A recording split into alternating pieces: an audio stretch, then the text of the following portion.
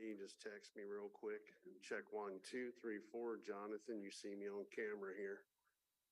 Check 1, 2, 3, 4 for Jonathan on the TV. Check 1, 2, 3, 4.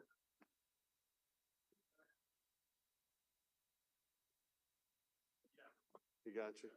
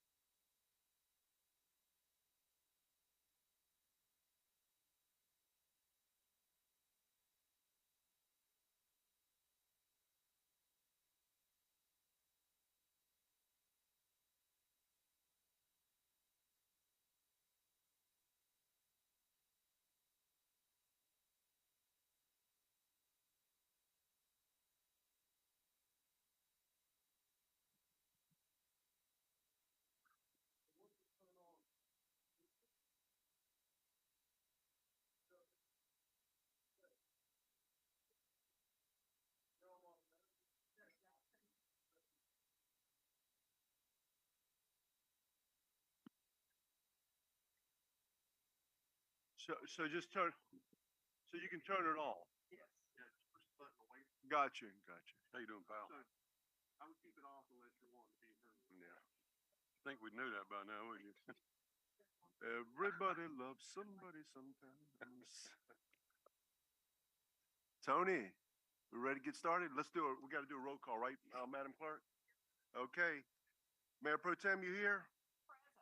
Okay, Councilman Ironbark, you here? Yes, sir.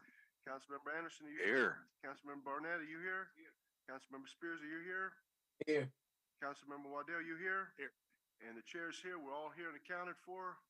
And I'll turn this over to our city manager, Mr. Cottle. Mr. Cottle?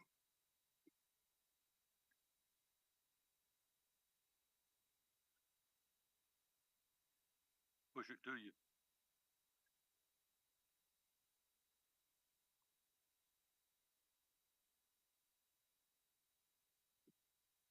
That's all that beauty, right?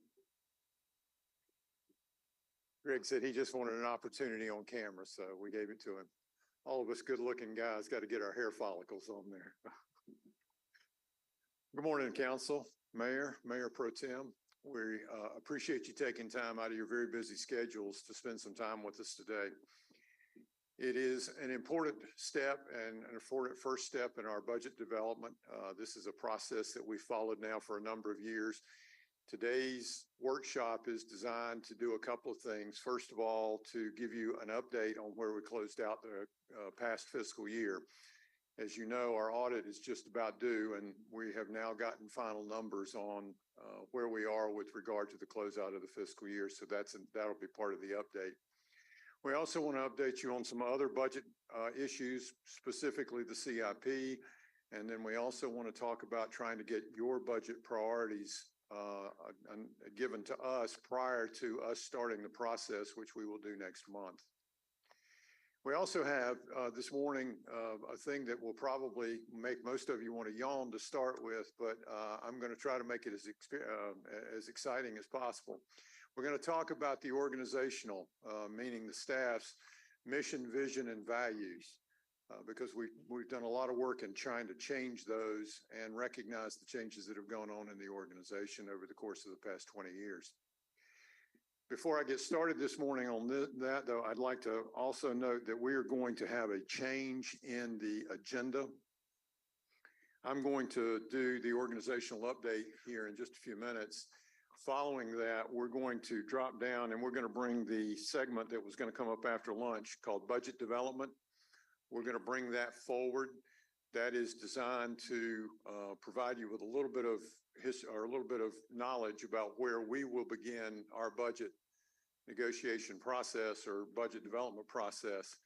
But we also want to get some input from you with regard to what is important in the development of this budget. Since we don't have a strategic plan that's currently in force, we think we know what you have dictated to us in the past, but we want to confirm that. We want to find anything new that you may or may not have come up with over the course of the year.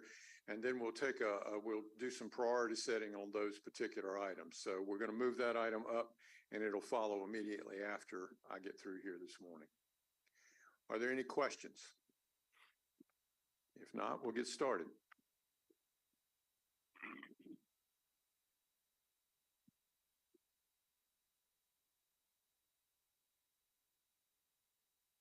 Thank you. So as I mentioned, we have been reviewing our core values. That also gave us an opportunity to take a look at our mission and vision. I want to state from the beginning that this is for the staff. This is not intended to be for the community, but this is the driving forces for the staff. And you're going to ask, why in the world is this important? And I'm going to tell you why it's important. Because that 20 feet or so that existed between my old office and my new office is the longest 20 feet in the world. It makes you realize, it gives you a different perspective on what drives this organization. And I think that when we talk about mission, vision, and values, we're talking about the basic premises under which the staff operates, regardless of whatever rules or regulations or dictates are put in place.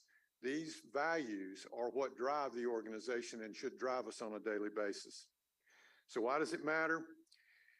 Because when they're adhered to, you create a workforce that you want to have. You use them to drive the development of the workforce. You use them to make decisions in key areas. And you also use them to drive new competencies in the workforce. The current set of organizational values were developed over 20 years ago. Sterling did those right after he came on board. And I'll bet that none of you can tell me what those are, because those have become so intrinsic in the organization that we live them. They are respect, professionalism, service, integrity, and safety. Now, I could tell you what Tom Moten calls them because he does it by an acronym, and it's not a really pretty acronym, so we'll leave it alone. But after I became city manager, I looked at those values and I asked myself, are these the right values for the staff? And I was standing there looking at it thinking, you know, every manager ought to change the values for the staff. And then I thought, well, these really aren't as pertinent to us now as they were. And why aren't they pertinent? One, because they've become intrinsic in our organization. Much in the same way you adopt a strategic plan that has a 5-year horizon, many of those strategic objectives become operationalized as you move forward. And these types of values had also become operationalized. On top of that, I think the workforce has gotten more sophisticated as we've gotten older. And then the community has grown considerably. And then finally, the social environment in which we now work and live has also changed. So we looked at those values and we decided we need to change those. And we engaged a very big effort that has taken a very long time. It's taken at least 7 or 8 months for this to happen. Probably longer than that if I really stop and think about it. But tomorrow's challenges are different than the changes we faced in the past. So working with the staff, we tried to develop a process by which we would get input. First of all, we went to the EMT members and we asked them to go into their departments and talk to the employees and get a ground level viewpoint of what was important to the employees. And that was one input method. We had a second input method that we went to what we call our Future City Team, which is a cross-departmental group of employees that look at strategic objectives and strategic measures for the organization. There were 2 or 3 EMT members on that, but by and large, these are cross-departmental line supervisors, line employees, and so we got information from them. We combined that with what we had heard from you, what you had talked to me about during our interview process, what we've lived over the course of the past 14 years, and tried to incorporate all of that into what I think is a very important situation or very important process to work through to get to the values. So I'm pleased with what I'm about to show you. It's got a lot of input, it's got a lot of direction, and it's also much more modernized than it was before. I believe it reflects our collective direction. And I think it gets us going in a direction that you want to see us move. So first, we have a vision statement. And the vision statement is, where are we going? Where are we headed as an organization? Then the mission statement is, what are we doing as an organization? And then the values are how we're going to do it and how we're going to get there. And many of these values, while they are completely different from the ones we saw before, incorporate many of the values that we had before. And I'll give you some examples as we go through that process. So the vision. This is our vision statement.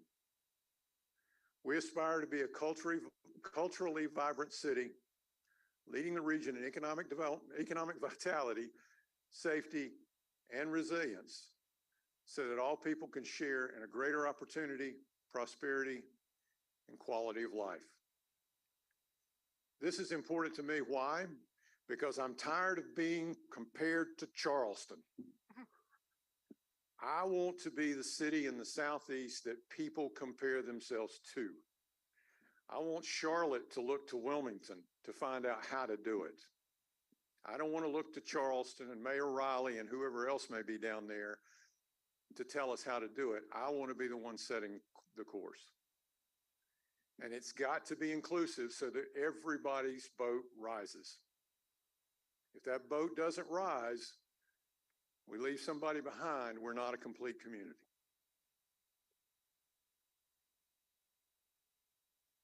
Our mission statement.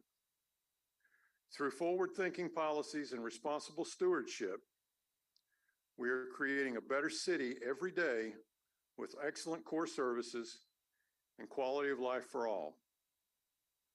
Remember, this is where we're headed. Not what we're doing, but it's where we're headed. This is our daily work as a city staff. The one line that calls out to me here is creating a better city every day. Staff will probably kick me for saying this, but I tend to say, leave it better than you found it. And they said, no, Tony, that really doesn't sell. You got to get the broader picture in there. And this gets the broader picture in there. Creating a better city every day. That's what we've got to do. Summed up, everything that we're about is here. Every department, every job across the organization comes back to the same mission statement. Creating a better city every day. Finally, our values. I want to give credit to Jared and his team for coming up with the compass idea. I think it's a great way to remember. 4 values. Only 4 values, because we need to remember them. Inclusion, collaboration, creativity, and accountability.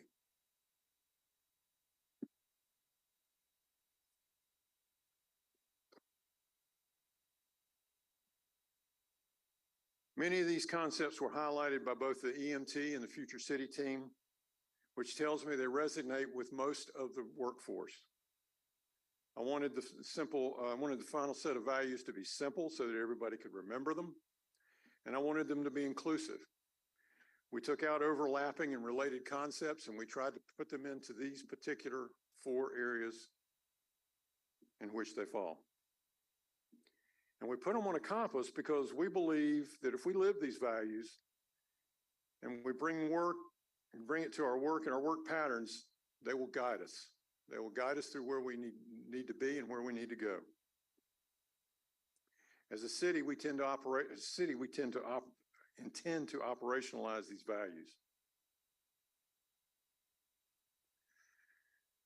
So inclusion. First of all, we believe that our work and our community are made stronger because of our differences and not in spite of them. We realize that our fullest potential comes about when diverse perspectives pursue shared goals.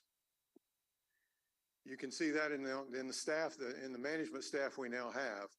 The 3 deputy managers that I have are completely different from me and completely different from one another, and we argue a lot.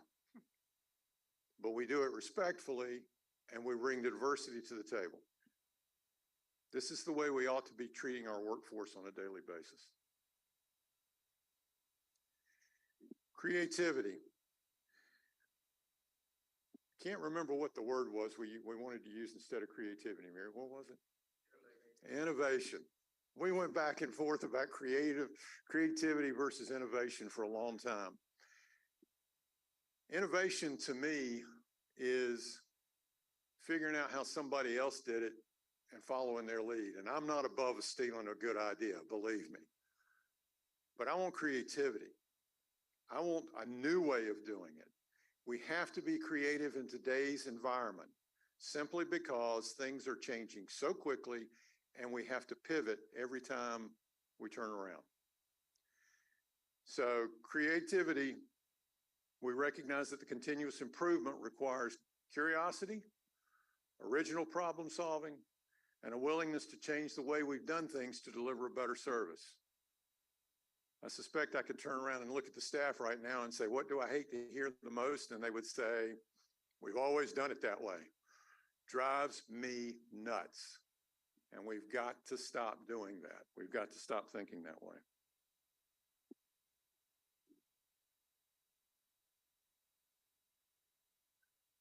Collaboration. This, more than anything, is one thing we've been working at for the last 14 years in this organization, is to collaborate across departments. We're doing a much better job than we were 14 years ago. We're going to do a much better job in 4 years than we've done in the last 14. We understand that success is something we achieve together, not alone, and that working as teams across departments and with the community builds trust in our work and our organization. We've got to collaborate not only to make sure we're more effective, but we need to do it so we can be more efficient.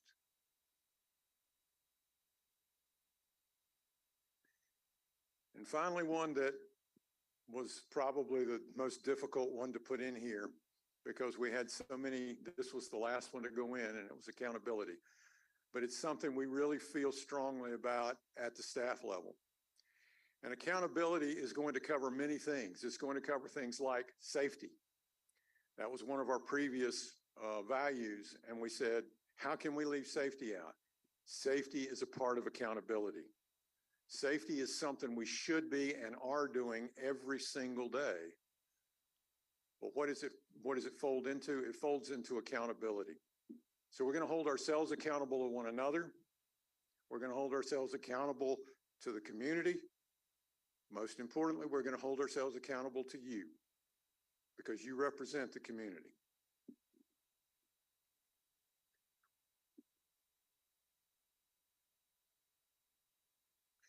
So what does this mean for the staff?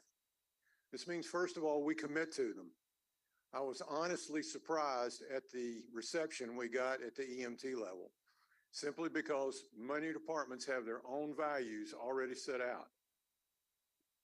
And these are not necessarily the same ones as the departmental values that are used. But we got 100% consensus. I won't say we got 100% agreement, but we got 100% consensus about it. We commit to this. We commit to this to you. We commit this to ourselves. We will operationalize them. We're already trying to figure out ways that we can emphasize these 4 values on a weekly, daily basis. That means we will be judged by them in our performance evaluations. We will talk about them. We will operationalize these.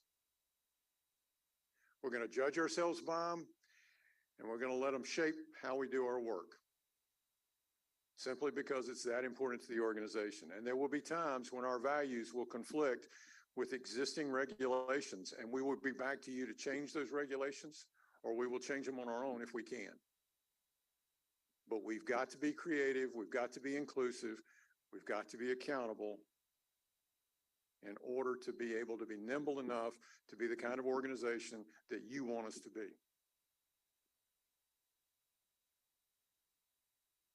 So moving forward, we're going to use these values as we guide the budget preparation process. We're going to look forward to FY24. These goals and values will be used by the city staff in pursuing and implementing your priorities. And we are here to identify those priorities with you. I want to emphasize one more time that these are staff values, staff mission. They are not intended to be city-oriented and externally exported. We would not presume to do that on your part. But these are the values that the staff feels we ought to live by based upon what we know about what you've told us and what we know about how we do our work. I'll be glad to answer any questions that you may have. Any questions for Mr. Cottle? Tony, Yes, sir. I don't have a question. I have a sense of gratitude this morning. Thank you. So these are the things that I've been saying since I've been on council, and some of the words you use: innovation, creativity, you know, inclusivity, not exclusivity, moving our city forward. And I am really proud to hear that. I'm really proud to hear you say these things, and hope that staff is really on board with this new mission statement, and where we want to lead our city. So I am really proud to hear these things this morning. And yeah, I'm happy, and I hope there is the work that will support this mission statement, and it's not just words. And I'm not accusing us of just saying things to be saying them, but really hopeful that we will do what's necessary to make Wilmington the city that people look up to, and not us being looking around the area, not just the area, but I mean, why not try to be competitive throughout the entire nation? I think, we're always in the top 10 of some of these lists, but let's just push ourselves forward in general. So that's just my little piece on that. So Well, thank you, sir. And I would emphasize to each council member that if you see us not performing in accordance with these values, you need to call us on it. We're going to call one another on it. We're going to make sure we try to fix those situations where existing policy or existing practice are not in agreement with these values. But if you see us not acting in a way that doesn't exemplify these values, you should call us on it.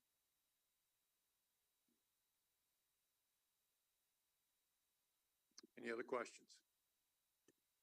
I appreciate you staying awake for this portion of the presentation. This has become very important to me because I think most importantly, I know what the rules and regulations are, but I want to know what underlies those rules and regulations, and these underlie those rules and regulations. Well, Tony, I'm not going to speak for the entire council. I can speak for myself, but I'm glad to see this, and I'm glad to see the way y'all have thought through this process. I will tell you on the organizational value, especially when it comes to creativity, adaptability and opportunity are the two big things that come to my mind. And as all 7 of us that sit up here, we're the conduit between the government and the people. And we get calls and comments from our citizens every single day. And you know that. And we come to you with those issues from time to time. Understanding that the world changed in 2012 with Facebook and social media and the way things move today, it's almost at a warp speed. And I would just hope that the adaptability part is that we can react and can get answers to people's questions quicker than we have in the past. And the culture of the staff and the city should be one of cooperation, and let's see if we can get the job done as opposed to putting roadblocks in the way. And little examples for people that need signs or something like that. I know there's a standard that we use at times, but there's sometimes you got to use common sense too. And I would hope that the staff looks at it from that perspective. And I think that's my concern, is just making certain that we can move as fast as the community and the citizens expect us to today. And especially with newer generations that are coming into adulthood that expect it today. And I just commend you folks for at least thinking outside of the box and start building that culture of support and getting things done in a more efficient and quicker manner. Not that saying that you don't, it just takes longer. And we understand the government takes a little bit longer, but we do need that creativity to be able to jump on it as quickly as possible, because we hear it here on this end all the time. So thank you. And we appreciate that. Some of us old dogs have to be guided in the right direction every now and then. We're comfortable with the way we've always done it. We're comfortable with the policies we've got in place. But to give you a quick example of where this is the kind of thing that we need to be looking at. We had a local neighborhood with a street that didn't want the new street lights that we were putting on the street. And so instead of just saying, no, that's the policy, we went to the neighbors and we took a survey and we talked to them, and they said they didn't want it. And so we're evaluating alternatives. We were going to evaluate motion sensor lights, but as it turns out, we're going to try to adapt to the need of that particular neighborhood. And you know better than anybody that each and every neighborhood is different. Each and every street is different. And we won't always be able to pivot as quickly as we want to, nor will we be able to tailor it to what they want to see. But we should be able to pivot more and be more flexible in how we address it in different areas.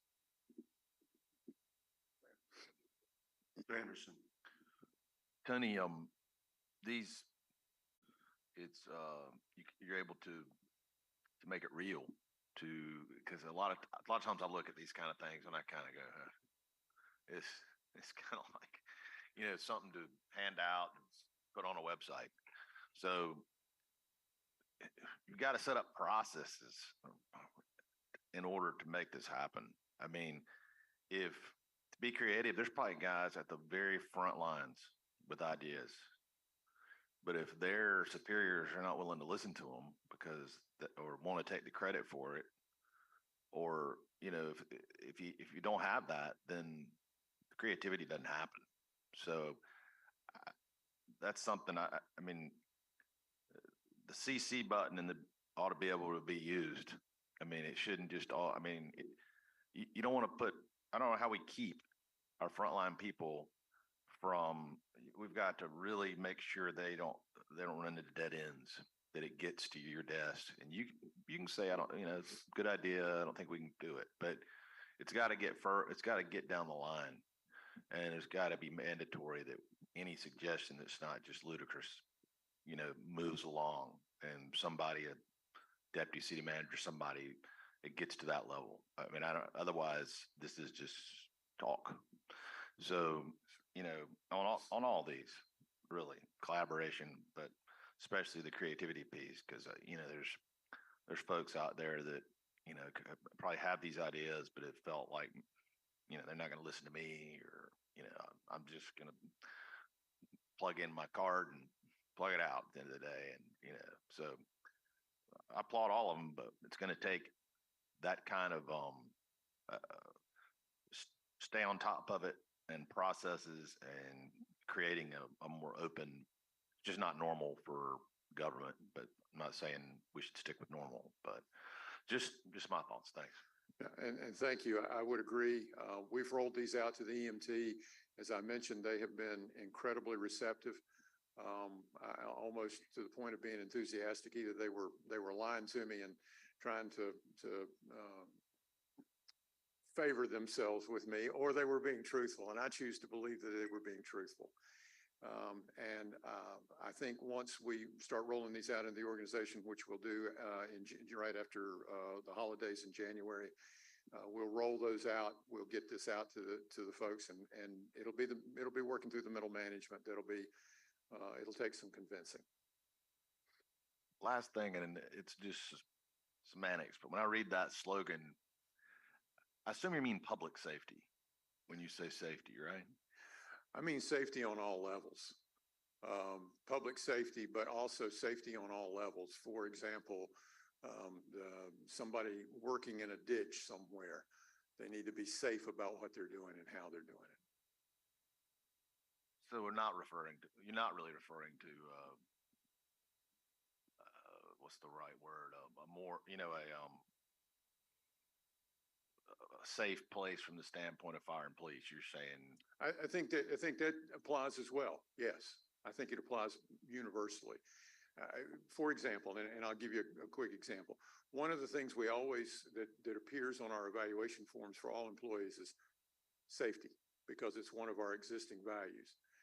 And there's certain people to whom this safety does not matter, does not apply. There's no way in which they provide safe operations. But police and fire, yes, of course. But then there are situations in which we're running emergency management operations, and folks need to be safe. When you're running a chainsaw, you need to be safe. When you're running a tree trimming operation, safety comes in. So it's more universal. Well, I mean, that, as you well know, how much of our budget goes to police and fire, and how that's our most Yes, That's sir. as core as it gets for us. And that's kind of left out of that, which is a little bit, not But- trying to micromanage here, but just, it seems like that's not I understand. not in there. We had that concern. We had, especially with public services, because public services relies on safety on a daily basis. Well, that makes sense in that But, side. but in this case, we believe that safety is accountability. It's part of the accountability equation. That everybody who goes out there has an accountable, situation in which they have to be safe and work in a safe environment. All right. Okay, Tony, let's move it along. Okay, thank you. Thank you. As I mentioned, we're going to move up the 1 o'clock presentation. I understand that we have some folks that are going to have to get out of here a little earlier. And so we want to make sure everybody gets an opportunity to participate in the budget development situation. So I'm going to turn this over to Mary and let her walk us through this process.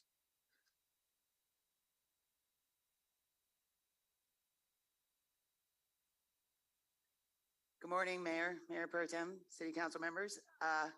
In keeping with the idea of doing things differently, we thought this year about how do we get the priorities of City Council going into the 24 budget process.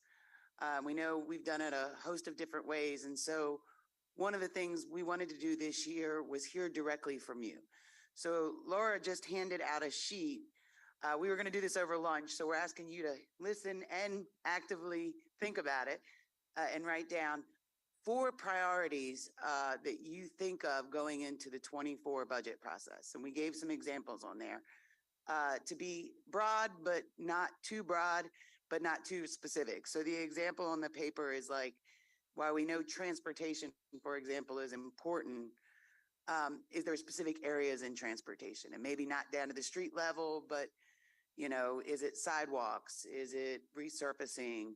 Is it those things? And so we're going to walk through a process. There'll be no little dots. We actually are going to utilize technology this morning to then take this feedback and prioritize it so that we as staff have your direction as we think about the 24 process. And so while you work on this and when you're done, if you could hand them to us, because that would help us get the system ready to go. Laura is going to come up and give you a preview of the fiscal year 24 budget process as you work through this. You ready? All right. Any questions on that? It's pretty clear. Thank you.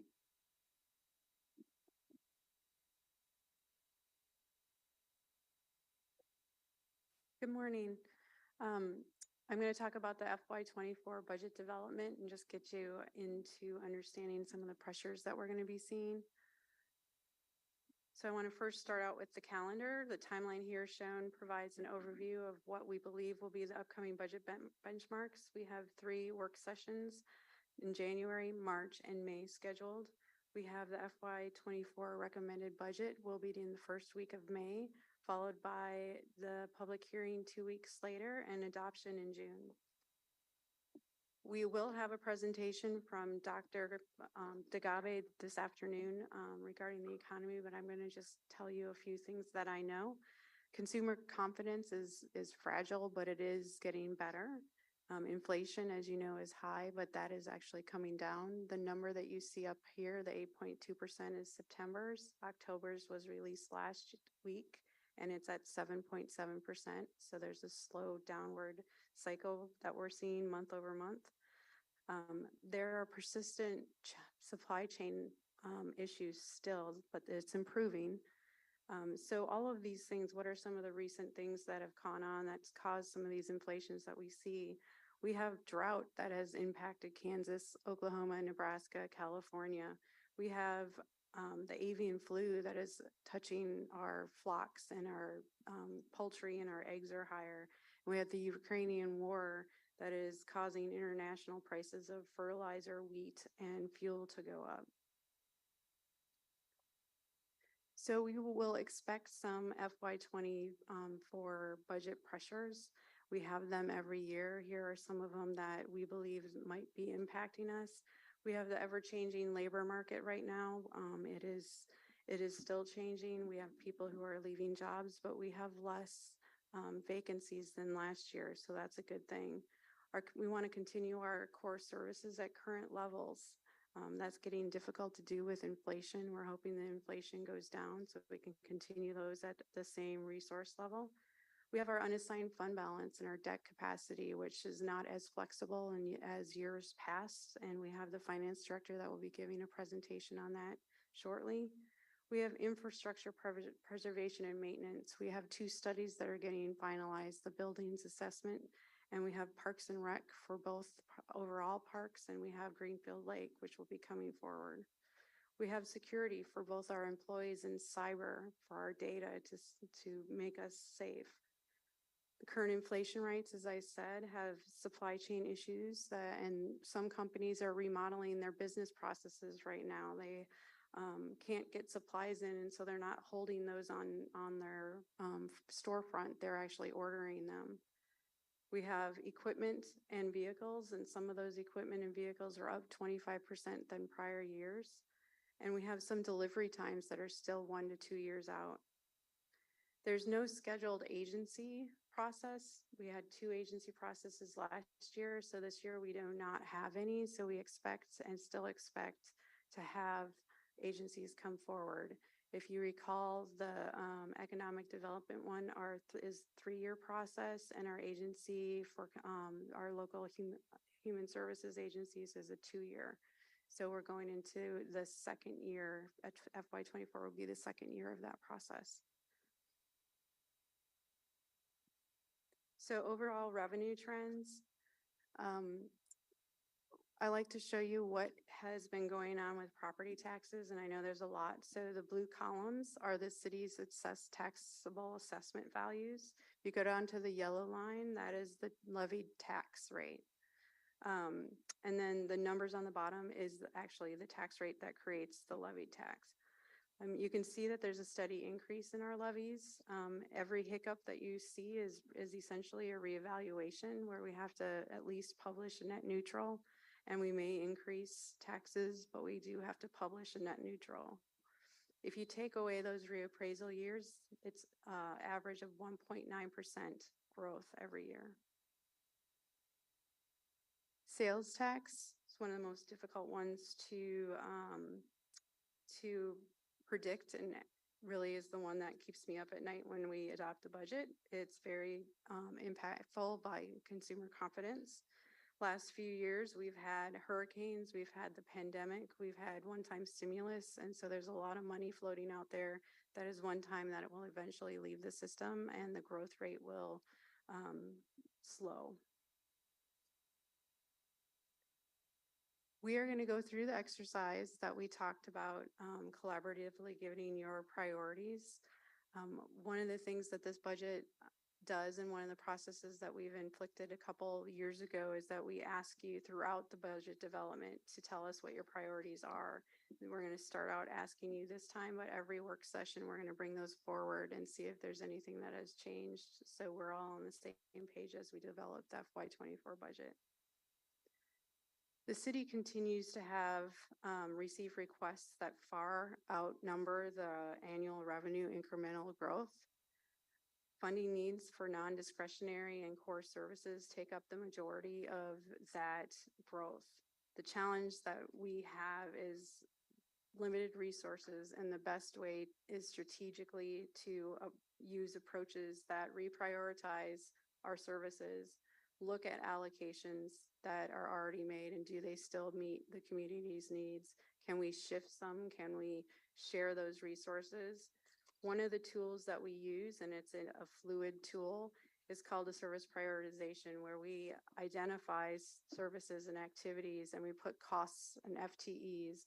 We rank order them within community priorities, and it is the foundation for discussions during the budget process. If there's one that's ranked lower and has more funding, the discussion starts, is there a shift that can be done so we can meet this need? Can we share a resource? And there may be explanations that we can't, but this is just one of the things that we use in those discussions. It's a best practice to do this. We're using a national tool, and then we've kind of made it Wilmington special for things that we've done. We will be updating it once the strategic plan is done. It provides a fair assessment across the board. We're looking at the points now. Maybe we need to change some of our points. It provides measurable results, and then that we can have those discussions with departments.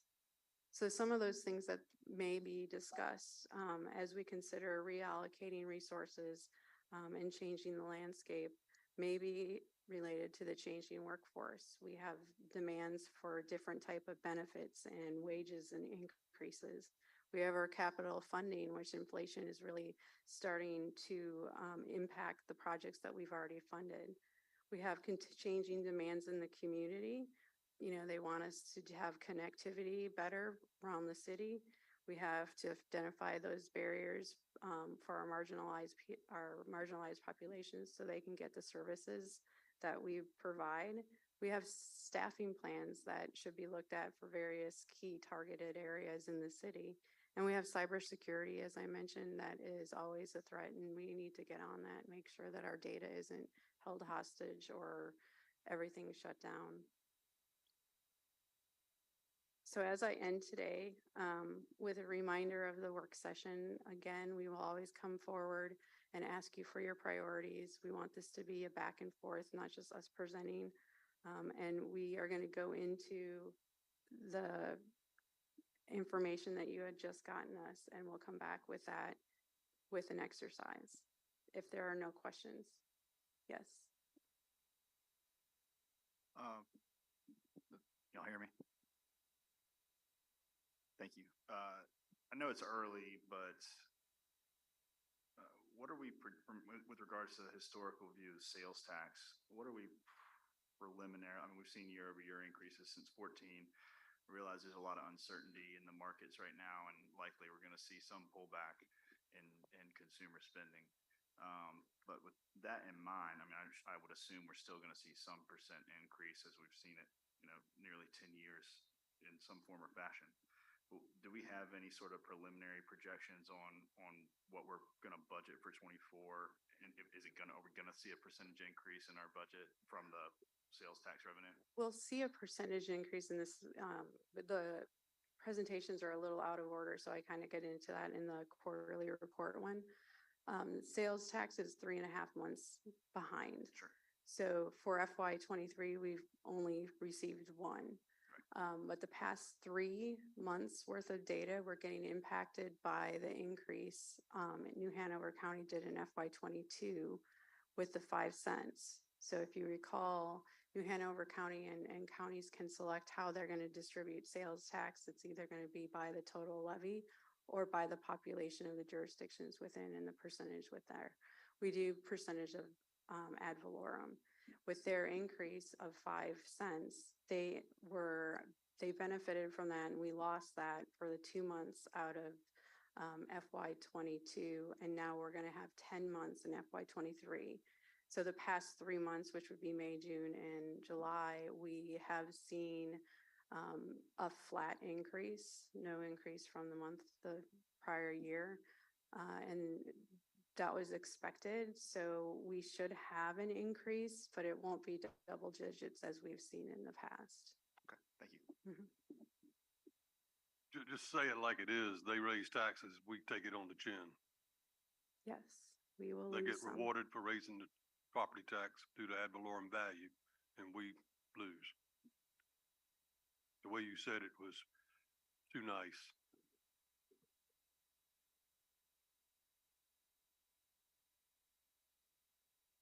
Mary. And Mary will be coming up. Ready to exercise? Yeah. Okay.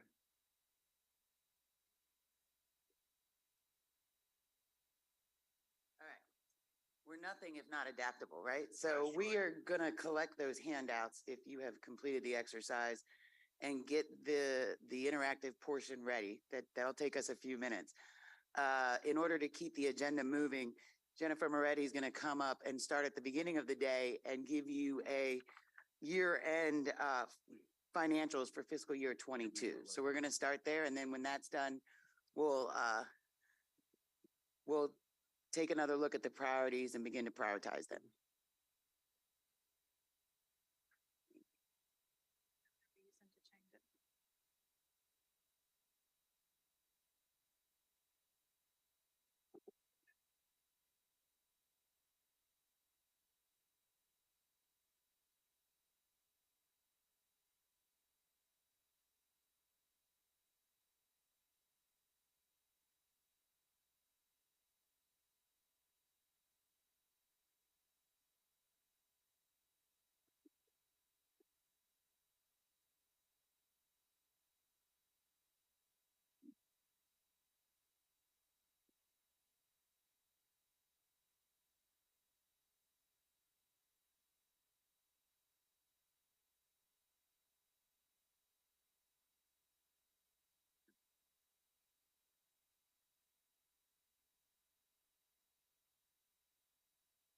Okay. Good morning, Mayor, Mayor Pro Tem, and council members.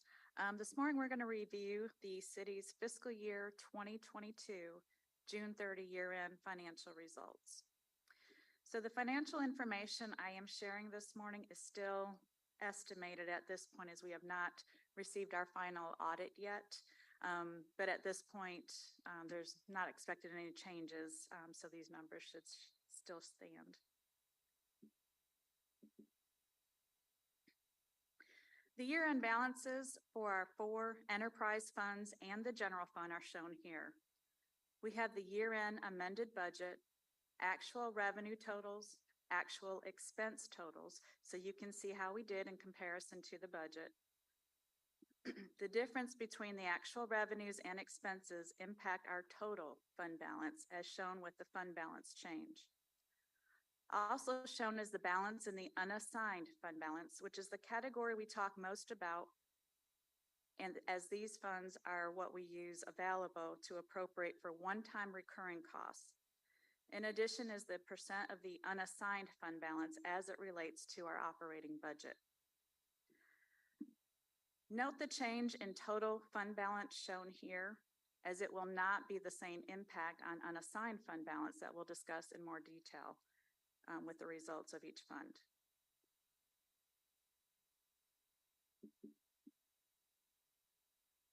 Looking at the revenues closer for our enterprise funds, these are our rate-funded operations. These amounts in the chart do not include appropriated fund balance in the budget amounts, so we can get a better idea on the difference of the operational revenues received versus what we budgeted to receive.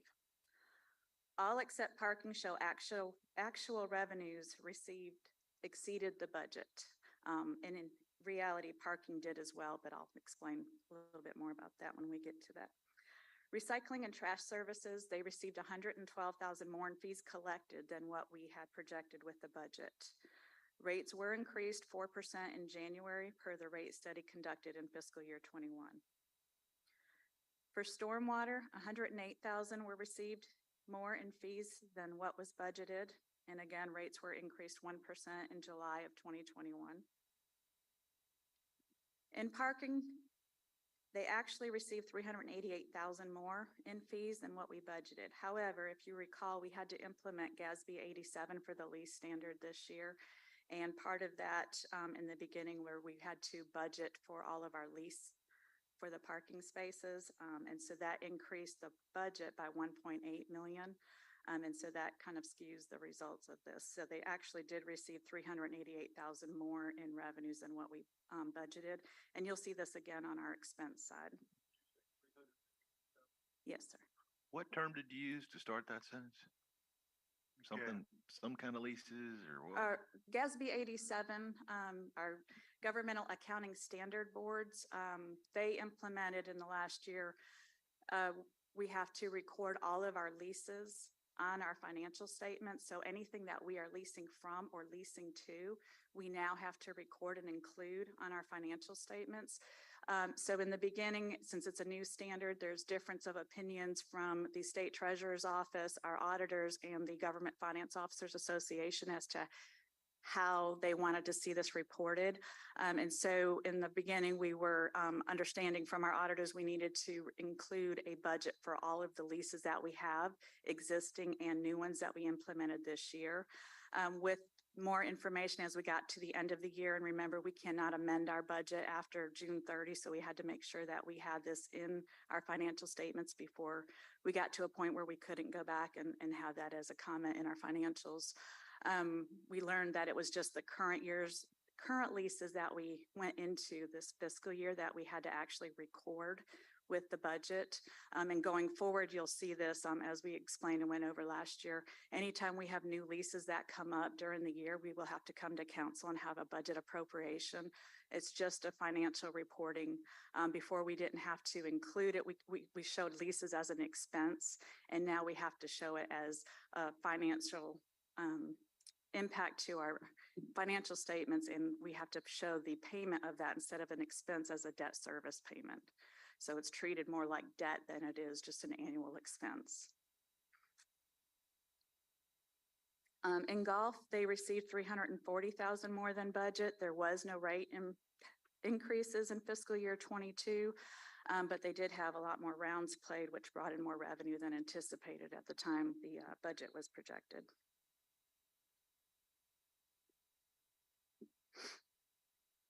This slide represents the overall general fund budget for revenues, not including appropriated fund balance, as a comparison to the actual revenue received for fiscal year 22.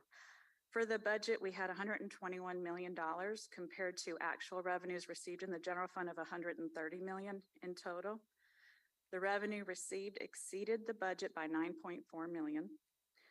You can see that our major revenue sources are property taxes and sales tax, together making up over 80%.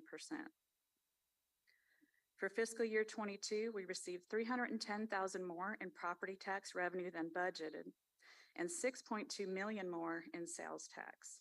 And as Laura just discussed, we may start to see the sales tax increases slow down with the rising costs, as well as the change in the distribution.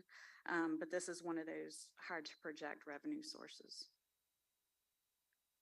Unrestricted revenue is where we saw the next largest increase over budget, and that was with the ABC revenue coming in at $1.5 million more than what we budgeted. So we actually received $3.25 million in ABC revenues this year.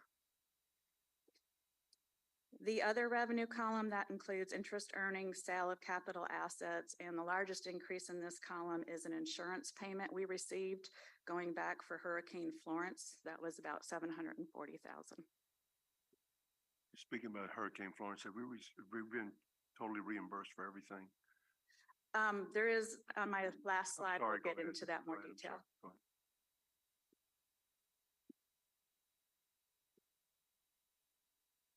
Moving over to the expenses, comparing budget to actual for the enterprise funds, all had less expenses than budget. Golf was only 28,000 under, so very close with that one.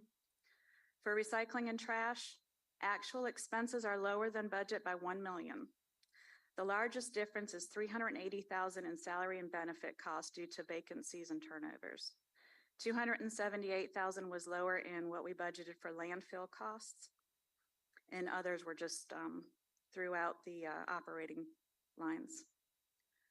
For stormwater, expenses are lower than budget by $1.2 million, of which $610,000 was from salaries and benefits. $235,000 of this is due to an early redemption of the 2007 bonds that we did in FY21. It just came in late after we projected the budget for FY22. In parking, they're 2.4 below budget, but again, as with the revenue side, 1.8 of this is related to the lease standard. So of their actual difference is $600,000 below budget, and $249,000 of that is related to professional services with the parking management company, and then $220,000 is just with different services, utilities, etc.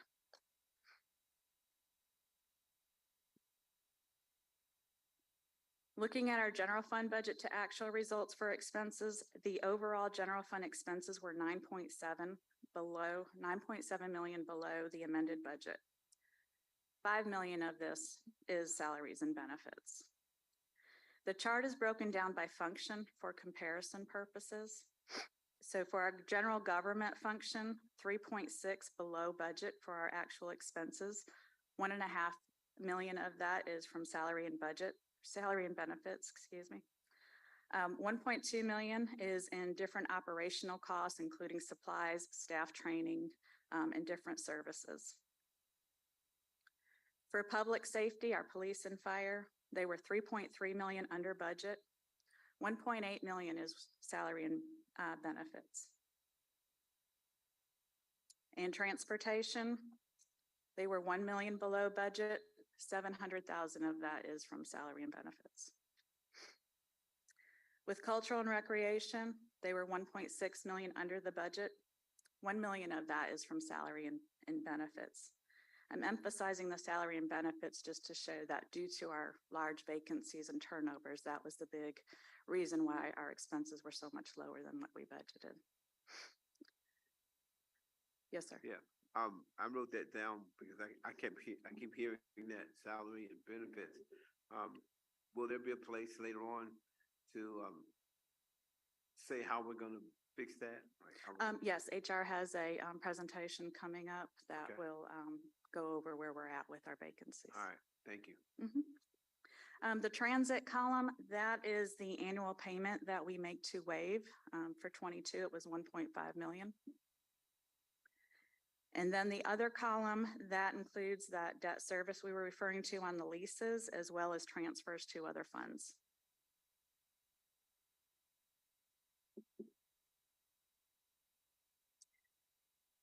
These are the results of our major funds unassigned fund balance for fiscal year 21 compared to fiscal year 22 to show what the impact the current fiscal year had on our financial balances that we have available for planning unexpected situations such as storms, pandemics, and other unanticipated project costs.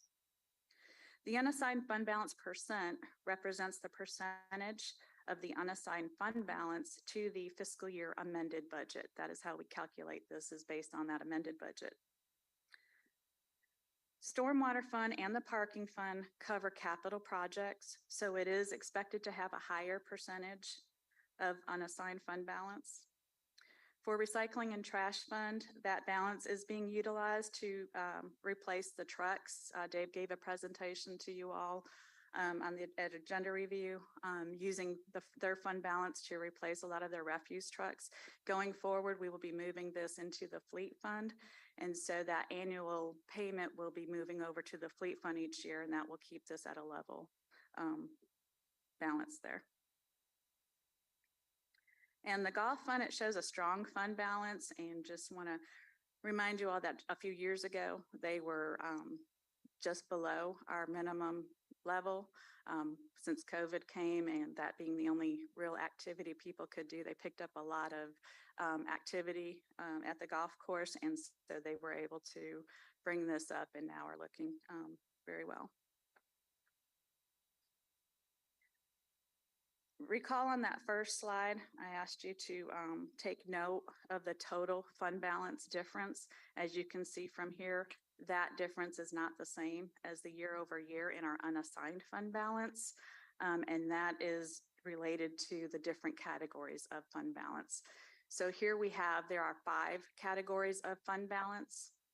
Whatever is not restricted in those first 4 is what we have available as our unassigned that we can use for future appropriations.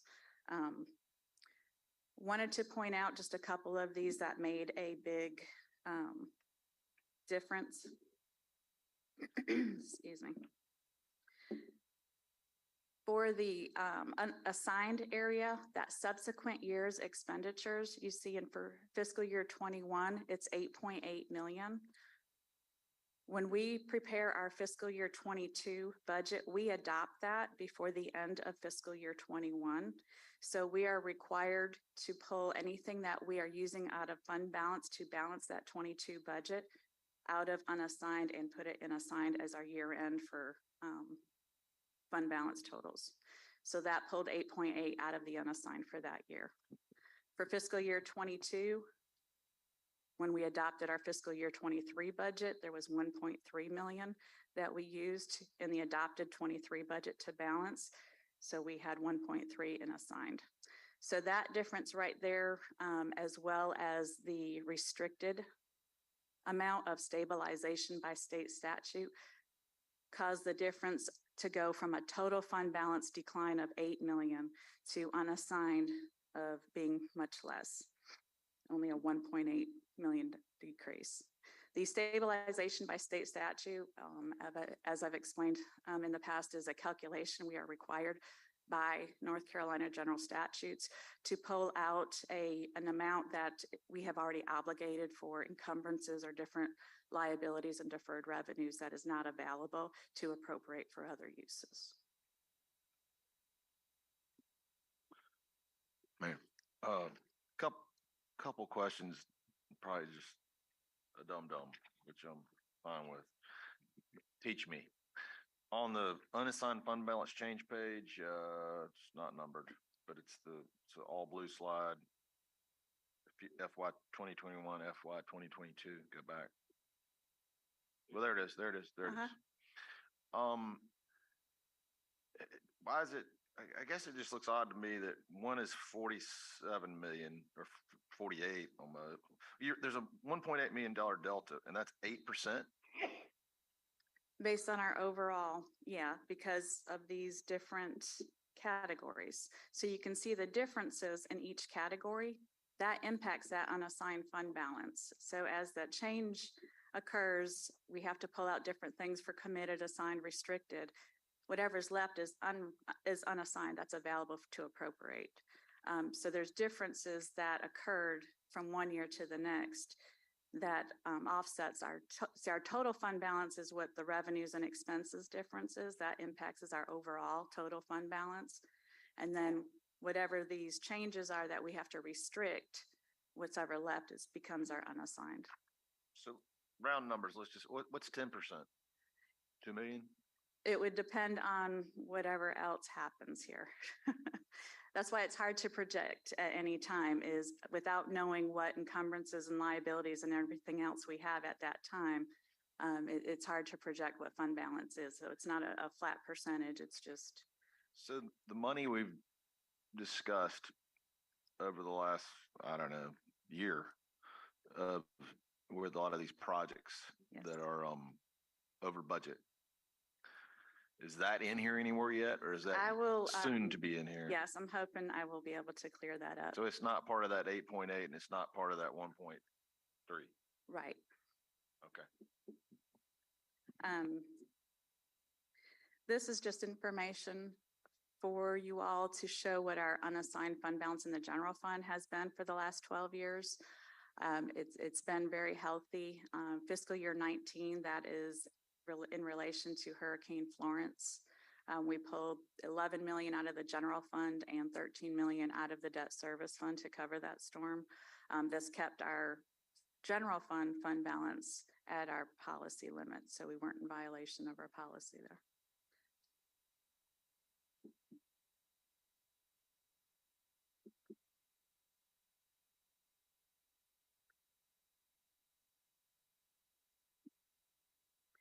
This is our fund balance policy for unassigned fund balance that we're all very familiar with. We talk about it often. I do want to point out the bottom section that we have, we updated in fiscal year 18 to include an option for council to transfer any funds over 30% level to the debt service fund. That would offset any future tax adjustments with our future capital plans. Due to hurricanes and other needs, we have not exercised this option since it's been in place. And due to various different economic development opportunities that we are looking at and the potential to use fund balance, we're not recommending moving any funds this year either.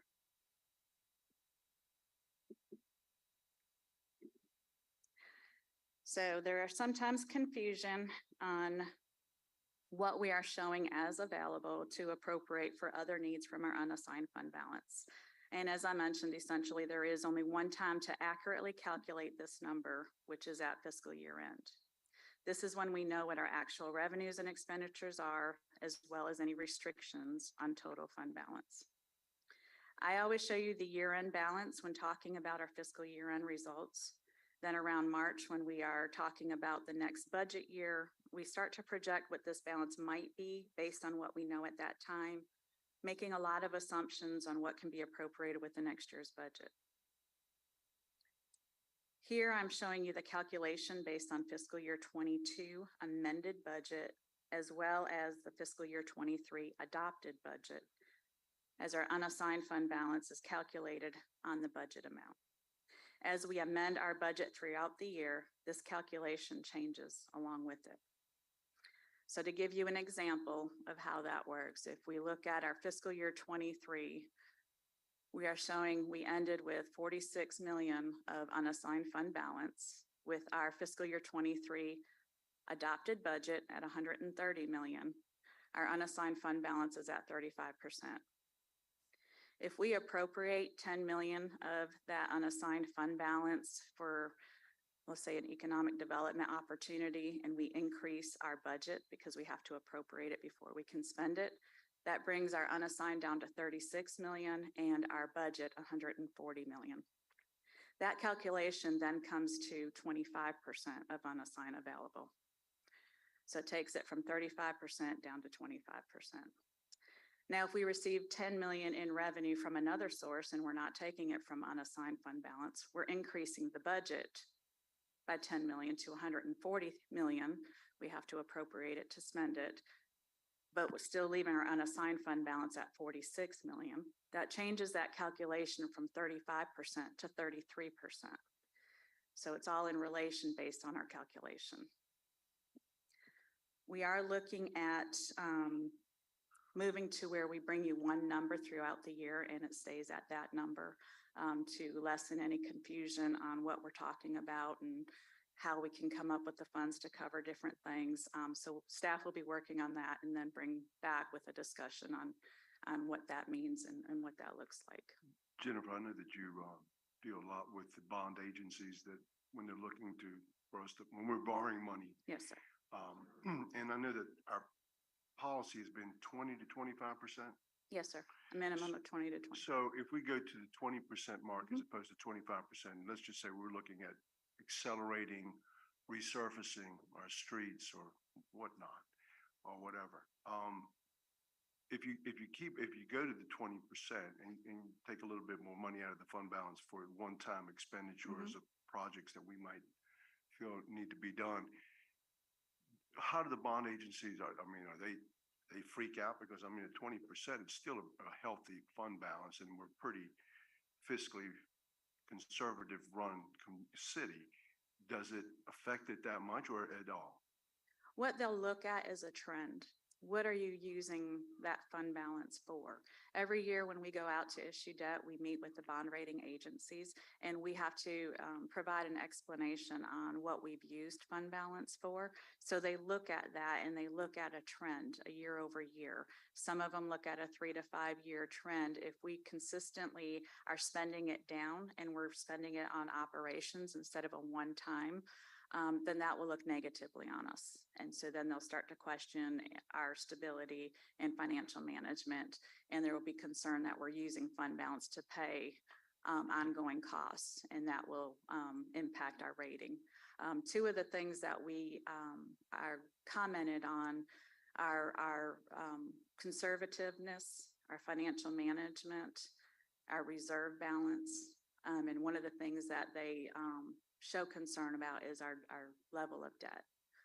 While we are well within our debt levels for state and the bond rating agency in comparison with the revenues that are coming in, they're consider our debt level as moderate.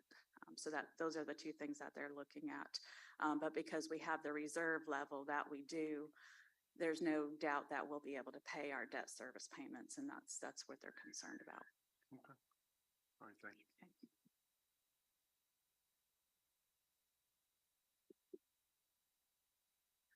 Okay. So here is our capital balances for each of our funds, and these are balances that when we are using, like say, a general fund transfer over to a capital project, and that project comes in under budget. Those funds are unrestricted. We can transfer them to this capital balance fund to be used for other like projects. Also, any interest we receive on unrestricted funds in our projects come into capital balances. So when we are looking at project overruns or new projects that come up that were outside of a plan, we always look at current existing projects for available funds. Then we come to our capital balances, and we always look at using fund balance last. And if you all recall from year to year, these balances are quite low as where they used to be on the general fund side. Moving into our convention center fund, this shows the results over the last 4 years, just to update you on the impacts that the pandemic had on this fund. Prior to COVID, we were seeing a healthy, growing fund where we were adding to the fund balance, and we even had projected to repay the general fund for the land of 2.1 million. When COVID came, the convention center and hotels had to close, and there were concerns that we would need to spend down the fund balance and not be in a very good situation, not knowing how long that would last. But as we started to see openings, that made us feel a little bit more comfortable. But we were seeing losses in our room occupancy tax and event revenues. And at that time, we had estimated a loss of potentially over $5 million. Fiscal year 20 saw the start of the pandemic impact and was negatively impacted for March through June of 20. And then in 21, we started to see a change in our room occupancy tax coming back around March of 2021. As you recall, in July of 2021, Live Oak Pavilion opened and the hotels were booked and revenue started coming back in. In addition to the revenue from room occupancy tax, we also appropriated $4.8 million of our ARPA funding to offset the impacts of the pandemic in the convention center fund. So we are now back to a place that we feel comfortable programming that payback to the general fund. And so for fiscal year 24, you'll see us programming to start pay the general fund back for that land purchase of 2.1 million. The rest of these slides are more informational purposes. This is just our room occupancy tax revenue that we've received for fiscal year 20 through 22. This shows the impact of the room occupancy tax loss due to the pandemic. March of 2021 going forward looks much better. And this is how that room occupancy tax distribution is done. It is a 6% tax, and it's distributed as you can see here. The General Assembly gives the authorization to specific counties for specific uses. So it's not something that we make that decision on or can change. It does have to be authorized by the General Assembly. This is, again, just informational purposes based from discussions we've had in previous years, just to show how much the Convention Center and Wilmington's received over the past 4 years. During COVID, as you recall, the unincorporated areas of the county, as well as the beach communities, saw an increase in room occupancy tax as people were coming to the beaches. Everything closed, so they were visiting the beach and working from the beach areas. Wilmington and the Convention Center, we did not see that increase. We actually lost revenue. So March 2020 through March of 2021, as you can see, had the heavy hits. For our emergency events, just to show you the past emergencies that we've had to work with, the estimated cost of those, as well as what we received in revenue and reimbursements or eligible to receive. And then what we're still waiting on. So Hurricane Florence, again, that was September 2018. Right now, that was the $33 million storm, and we are still waiting on $8.5 million to come back. Do know that we are still working on several projects to get completed and make repairs to. Of this $8.5 million, $4 million is related to storm drainage repairs that we are waiting on getting reviewed and closed out from FEMA and the state. $1 million of that is due to repairs at the Convention Center. $2 million is in various buildings, and then $1.5 million will come back to the general fund for administration costs. A small amount we're still waiting to receive for Hurricane Isaias, and that is waiting on final closeout review and administration costs to come back to us. For Hurricane Florence, we did also receive $1.2 million in her insurance reimbursement for claims. Jennifer, if you'll allow me to interrupt for just a second. I typically have said it takes 3 to 4 years to get your reimbursements back. I want you to note that there's an $8.5 million outstanding after 4 years. from Florence. And that's not only the inability of the federal government to respond, but also the constraints on the staff to be able to respond to the quality or the depth of the problems that go on. For example, this particular facility had roof issues. And we're having to correct those, and they had to wait for the process. So it's a double barrel process, but it's still one that results in us not getting money back for as long as 5 years. Well, Tony, so most of the money, from what I understand, has been sent from the feds to the state, but the state, there's a lag time between what the state portion of reimbursement is, and or is that a correct statement? I've heard that, Jennifer. Yes. So with the storms, FEMA, the federal government, will reimburse 75% of eligible costs.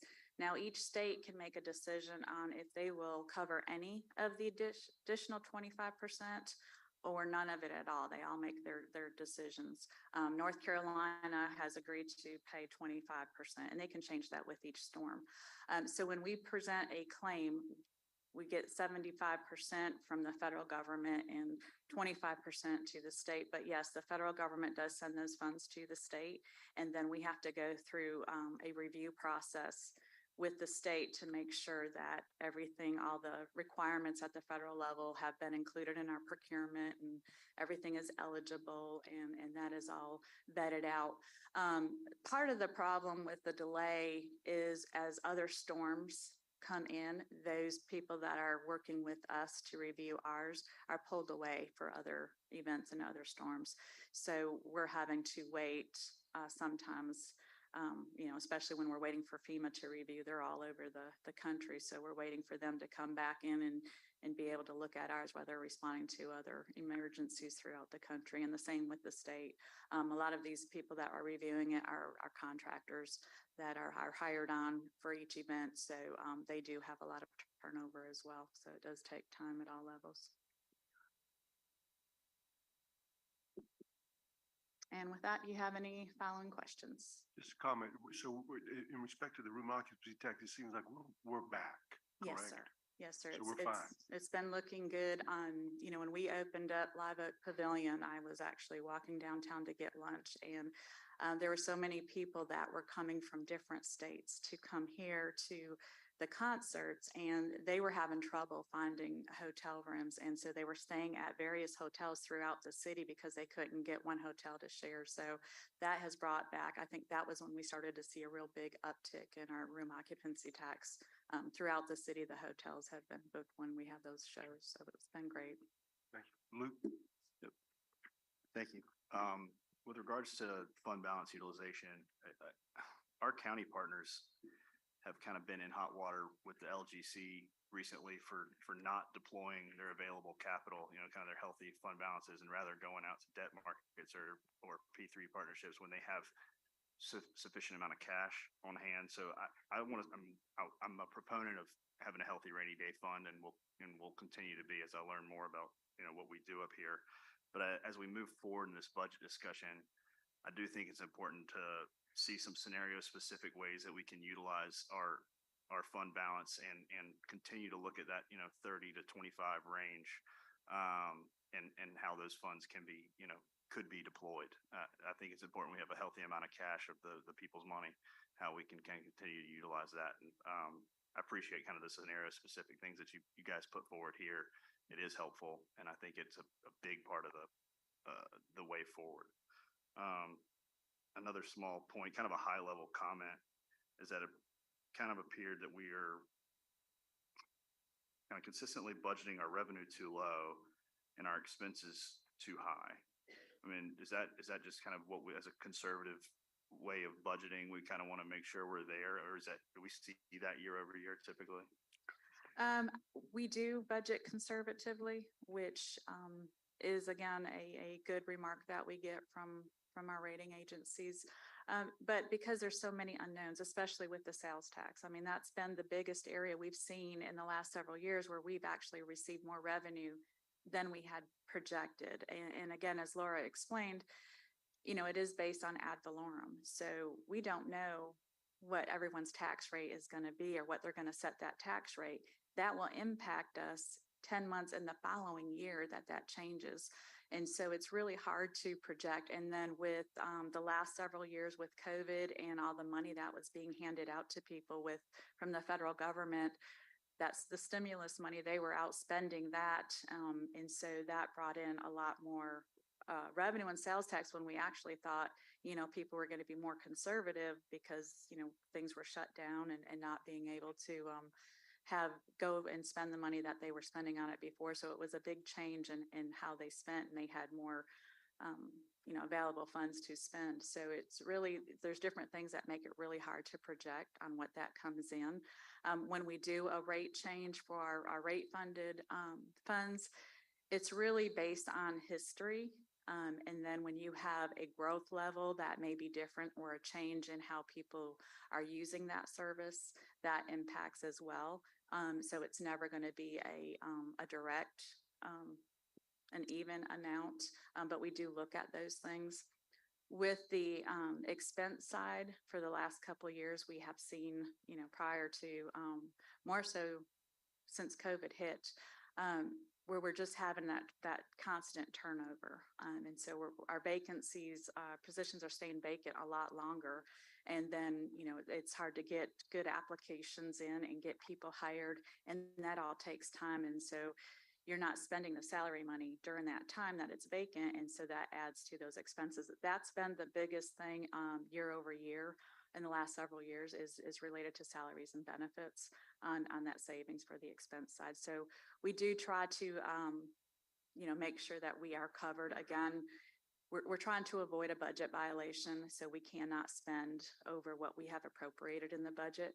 So we're trying to project what we're going to spend throughout the end of the year. And because we operate on an accrual method with government financials, we have to accrue any expenses that we may pay after June 30. But because that service was provided prior to June 30, we have to back all that up. So it's really hard to know what that is. And that goes out, 90 to 120 days after. Right now, we're still waiting for our audit to come back from our auditors. So if we were to get an expense today that, was serviced from prior to June 30 from, maybe a contractor left something out and they show on their invoice that they provided that service prior to June 30, we'll have to go back and redo all of our financial statements and move that expense back to last year. So it makes it really hard to project. And then with, as Laura mentioned, sales tax revenue, that's a 3.5 month lag. So we're getting sales tax in September, that's for June. So it's really hard to know what that's going to be. So we're trying to project that with our budget, and it just makes it difficult. But with the environment that we've been in the last couple of years, I think we've seen bigger variances than we had prior to. I'm sure it's a difficult process to kind of project these items. And I know I typically hammer pretty hard on projections from a sales tax revenue standpoint.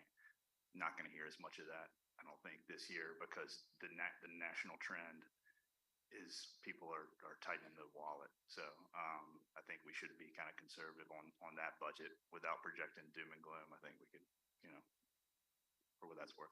Yes, sir. Sorry. I just want to commend you and the staff for keeping us afloat, with all of the challenges that we've had. Since I've been on the board, I've had hurricanes and floods and pandemics and all those kinds of things. But I'm very pleased with us having a rainy day fund and being able to keep people employed and keep the city running in spite of all of the challenges that we face. So I just want to commend you guys. Thank you. Thank you. Mayor. Yes, sir. To Luke's point a little bit, it's something that I've always struggled with too, because we seem, look, I'd rather it come out that way than the other way, trust me. But, and I guess things I've kind of hung my hat on with that a little bit is the sales tax. We've been in as a city, kind of a positive trend line period compared to a lot of cities, mostly smaller cities in our state. So we kind of a lot of times get a bigger number than we thought, even in downtimes. And the other part, and you mentioned it briefly and maybe it was the other presentation, but I don't know, how long has it been since we've had most of our departments like police, we're always, there's a jobs openings, there's a lot of turnover. So we end up with, I would assume we budget for full personnel, but we haven't been able to get there in quite a long time. And the turnover rate's been high, especially the last, since COVID. Is that an accurate statement? It is. And in the past budgets, we have included what's been called kind of like a salary savings. So we look at the trend of year over year, what have those vacancies been? And we will, especially in the general fund, budget like a negative budget for salaries that kind of offsets the year over year trend, but we're just seeing so much higher than that. For finance, I have a staff of 34 in finance. We were down 11 positions at one time. I had absolutely no staff in my accounts payable department. So it's fell all across the board, all departments. So it's just been unprecedented what we've been seeing in job turnover. But that ends up being part of that delta, doesn't it? It does. And in some years, the last couple of years, pretty big number. Yeah, and I believe when HR comes up and gives their presentation on what we're seeing now with our vacancies, you'll hopefully see lower. And I'm not familiar with the term. Maybe you can help me sound smart next time somebody asks me. But there's accounting where you do a budget off of last year's budget, more or less. Mhm. And then there's what's when you just start from scratch called zero line, Yeah, zero base. So we always take that the prior, the first. We don't look at our flat operation costs. What is it to do what we're doing currently? And then if some department has increase in service or new service that they want to put in, then it goes through meetings with the managers on what that looks like and where, what revenue is that going to bring in and what cost is that going to have. We've seen a lot of needs throughout the city, especially after Hurricane Florence, realizing that we have a lot of maintenance needs. So we'll get into a little bit more of that when we talk about our capital improvement plans. But those are all, things that are in addition to just that baseline. What does it take to do exactly what we're doing this year? Are there any areas that we can scale back on? What's the community and the residents seeing that they need? We take our number from last year and we need this, we can do without this. Absolutely. We start there. Yes. All right, thank you. Mr. Anderson, just to be clarified, just to clarify, first of all, if you go to a zero-based budgeting, you throw all of your services out and start over again and justify each and every one. That's an incredibly cumbersome process. And it also means that you would look at services such as basic police service, basic fire service again and again and again. And so you generally don't do that. What we do try to encourage through service prioritization and through general administration of the budget is to make sure that if somebody's going to come in and ask for an enhancement, something new, that they have looked internally at eliminating a service that may no longer be appropriate.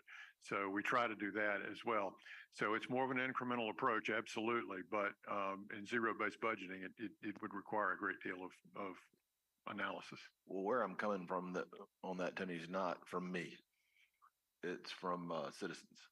Yes, sir. And they wonder why we don't do that every 10 years or something, and to try to get they argue that that's why we're always over. Now, I'm just trying to have a way to have a conversation back with them where I sound somewhat intelligent. So. Should. I appreciate that. I mean, with a AAA bond rating and money that we have in the bank and the way we have run this city for many years is fiscally conservative, as conservative as you can be. And the needs for the community continue to grow, especially with road and fixing our roads. I don't have to tell you guys that. And we continue to hear from our citizens, fix the roads, but don't raise my taxes. And I think we've been able to accomplish a lot of these things by using fund balance in a very strategic way, but in a very conservative way without violating the LGC or our bond rating agencies. So I would challenge any citizen that want to come in here and talk to our finance people about how fiscally conservative we are. We're very fiscally conservative. I'm very happy with the way we do things. I want to be able to have that conversation because they'll say, Come in and talk to us. they'll say you got the AAA bond rating because you're coming in over budget all the time. So, But I but would, now we're coming in over budget on a lot of these projects. And now is when that money is gonna come to the rescue. Neil, I would imagine that every department probably wants more than we give them. I know that. We all know that. But it's the same old adage, everybody wants to go to heaven, but nobody wants to die. And what I mean by that is everybody wants the services, but they don't want us to raise taxes. Well, Mr. Mayor, Yes, sir. people, those same people that you're referring to, and I get it, I get the same, similar conversations, but, and I don't want to beat a dead horse, but I'm telling you, that unassigned fund balance, you let a hurricane come along and tear up the street, tear up this place like Hurricane Fran did, for example. Hurricane Fran was much more visual, I guess, than Hurricane Florence. Probably not a lot of difference in what they ended up doing, but you want to catch hell, you not be prepared to go out and clean up and get your town back together and get the debris off the sides of the roads. They don't care about tax rates or our bond rating. They want to get it done. And that's where it's like people say, why don't you have snow equipment? We don't have snow equipment because we don't need it, but we always need that fund balance because the chances of us having a hurricane are great any year. And what always scares me is more than one. Because just before Hurricane Fran, we had Hurricane Bertha. Yes. And it set the stage for Fran with all the rain it dropped. So I'm just telling you, savings account's a wonderful thing and we don't abuse it. I know we've had to dip into it for things that we needed, that made our city better. But I'm telling you, you start playing with that fund balance and getting it down to where we can hold the tax rate down, and everybody wants that. But come hurricane season, you better be prepared. And I think we are. I think that the lowest fund balance I've ever seen in this city, it wasn't the hurricane. It was a mistake by a tax administrator at the county. And let's not forget about that because that was about $12 million hit that nobody saw coming. And they kept their job. Mr. Mayor. Yes, sir, Mr. Kevin. Jennifer, I just want to thank you for the one particular slide that you had in there was the breakdown of taxes and how we gather our taxes and the percentage for property taxes and sale taxes. And that number was what was it 51% to 30% or something like that? Yeah, it was a total of 81% for the two sales tax and property tax. Right. So and that's great because I received a phone call yesterday and along the same lines of what my fellow council members are talking about. As you know, what are we doing with tax money and why are we spending this on Live Oak and why are we spending this with on the convention center and things of that nature? And I try to explain that it's a partnership and we're unable to do the things that we need to do without the taxes. But I think there's a myth of the people who pay property taxes that the city goes as they go. And that other people are unimportant in the grander scheme of what a city looks like. And so I'm just glad that slide was in there to help people show the importance of everyone in the community as it relates to the community growing and how we conduct business. So thank you for that. Yes, sir. Thank you. I think Kevin's point received some more phone calls this week. A lot of the press, we don't have a lot of good local press anymore. I'm not knocking the ones we have. We just don't have the depth that we used to. And a lot of the funds are getting spent are not property taxes or sales taxes. I mean, do you have a ballpark? How much Fed funds from COVID and ARPA have we spent in the last 2 years? Well, with the Just ballpark's fine. Yeah, we've gotten 25.9 million with Okay. ARPA and 2 million with CARES Act. So they're So we're at $28 million of the funds that you've watched. I don't know if we've spent it all yet, but that's the part given, but we've Yeah. spent most of that. We've spent Probably about 15 million of that 25. My point is, a lot of those line items the last couple of years have been from those funds, Mhm. not from sales tax, not from our budget. So I think that, and then sometimes people don't understand. I mean, the Live Oak stuff was reimbursed. But no, but they just don't get to the fine print. They don't get to the detail. So all looks like, people just they're not fully educated on it. And I get it. I wasn't either until I got up here and had to be. So. Yeah, yeah, and we have a lot of grants that are state and federal funding for other Great point. things. That we get to help our services, but it's not coming from the taxes. It's, well, not local taxes. I just couldn't resist. Sorry, Kevin. No, but wait now, but I don't want, I don't want you all to make people think that we don't conduct business with taxes. Because based on what you just said, Neil, and then Jennifer said, yeah, they weren't paid out of taxes, that would murky the water again. So normally we handle business from taxes, correct?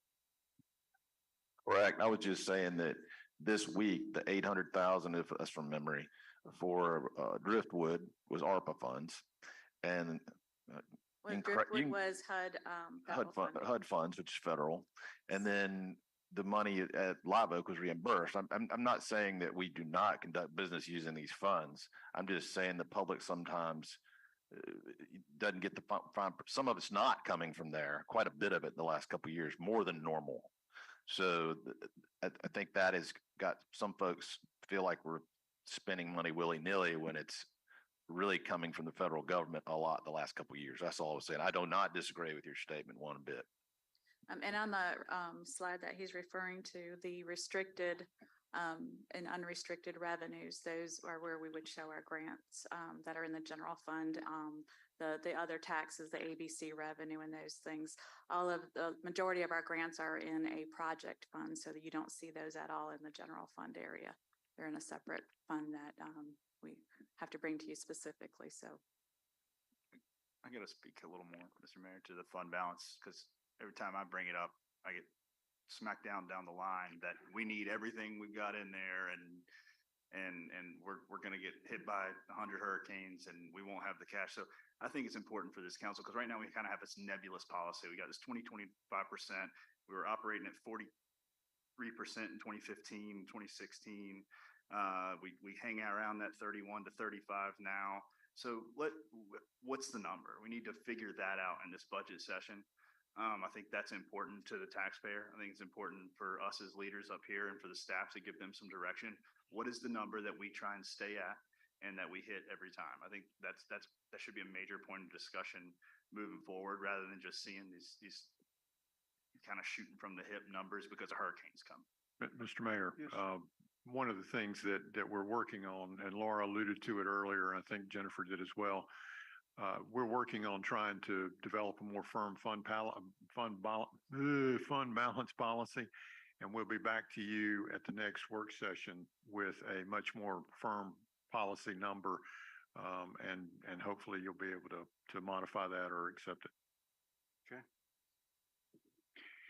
thank you. Mr. Mayor, if it pleases the council, we'd like to take about a 15-minute break. If you could be back at 10:30, we'll have the results of your input and we'll prioritize that. All right. Thank you. Also, if you have a chance, stick your head in the exhibit hall. They've got it decorated for the marine balls that have been going on here, and I think you might be impressed with what you see in there. So.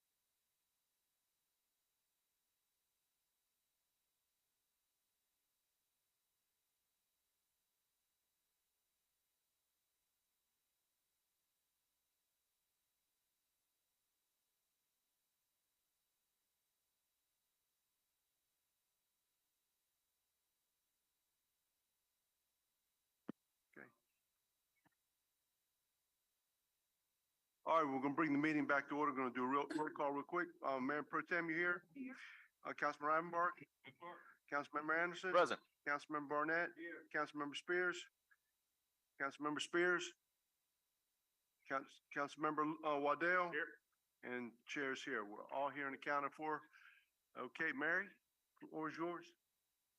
All right, thank you for your participation. We took a little bit of liberty and some handwriting and tried to combine some of the feedback that we got from city council in terms of the priority areas that you mentioned.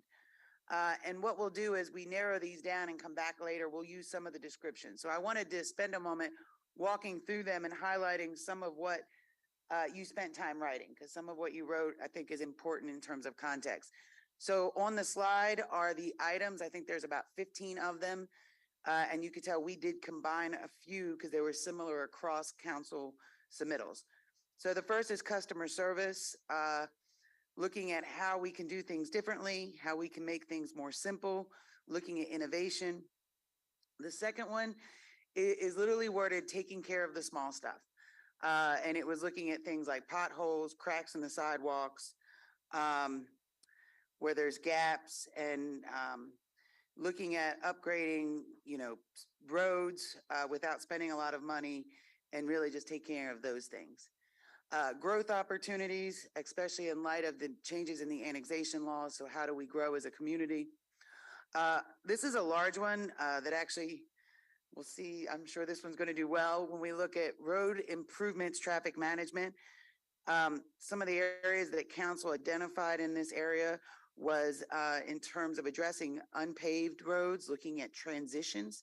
So those small gaps, looking at resurfacing, and really focusing on partnerships with the state and other agencies in order to move some of this work along. Another one that we combined several answers on was affordable housing. And it was looking at middle housing, working with our partners, and really focusing also on our planning to make it affordable housing more available. Keeping taxes low was another one that was submitted. Economic development, and this one was actually in multiple areas, both in downtown, and there was also one for economic development, specifically outside of downtown. Support for the north side. Neighborhood policing, so increasing our presence, our police presence in the community. Sidewalk gaps, this was specifically mentioned, filling in those holes in our sidewalk network. Support for public transportation. Homelessness and opioids, and homelessness was mentioned in a variety of ways in terms of providing support for our partners and working within the community. Public safety, and this was also looking at not just police and fire, but it was also talked specifically about gangs and violence and gun violence. And then panhandling was the other item that was submitted. I don't know if anyone has any questions or if you feel like we didn't capture your thoughts. And again, we'll hold on to all of these notes, and as we go through this, put them in better formats, but we were doing this very quickly. So the next part of this Quickly. I mean, so you merged a bunch of stuff in roads and traffic and all that, correct? Yes. But yet we've got public safety and neighborhood policing separate.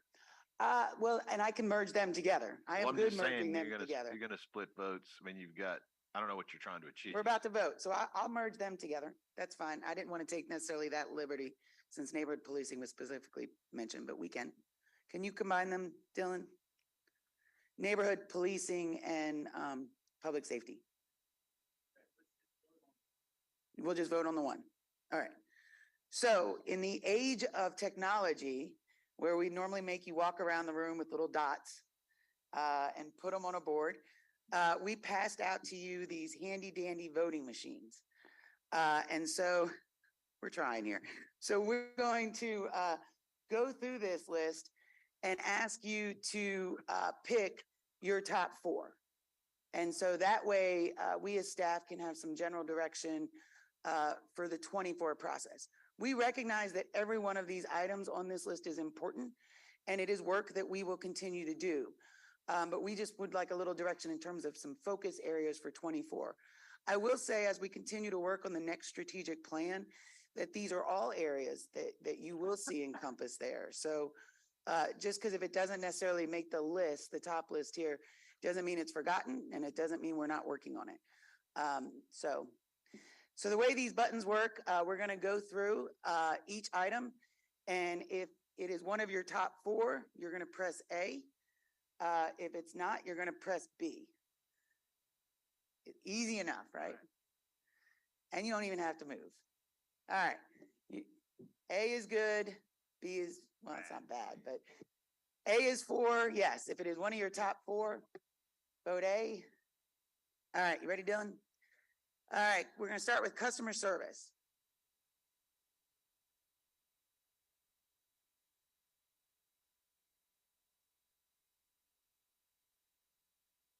You ready? All right, number 2 is taking care of the small stuff.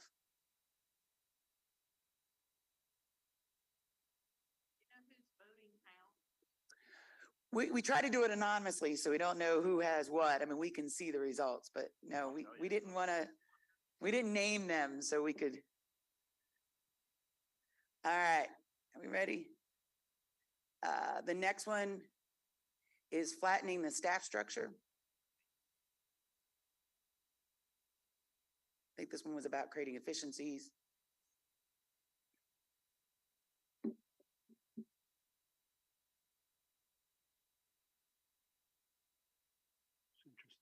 All right. Growth opportunities.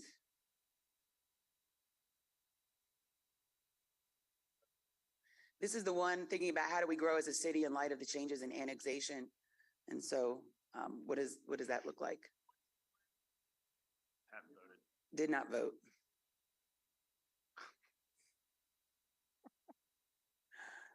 All right. Road improvements, traffic management.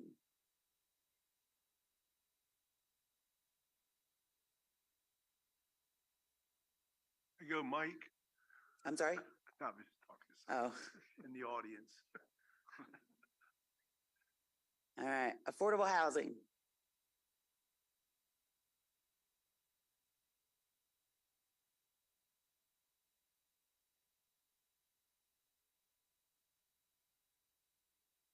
Nope. Here we go. Keeping taxes low.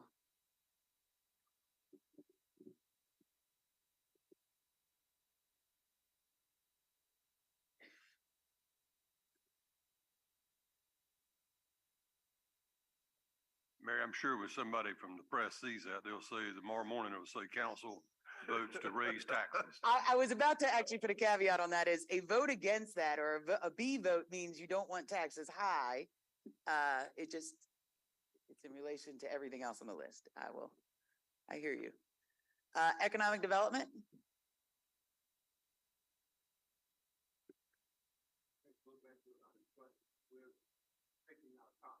Top 4. You only had 4, yes, and you had to put them in the right basket. Yeah. All right, support for the north side.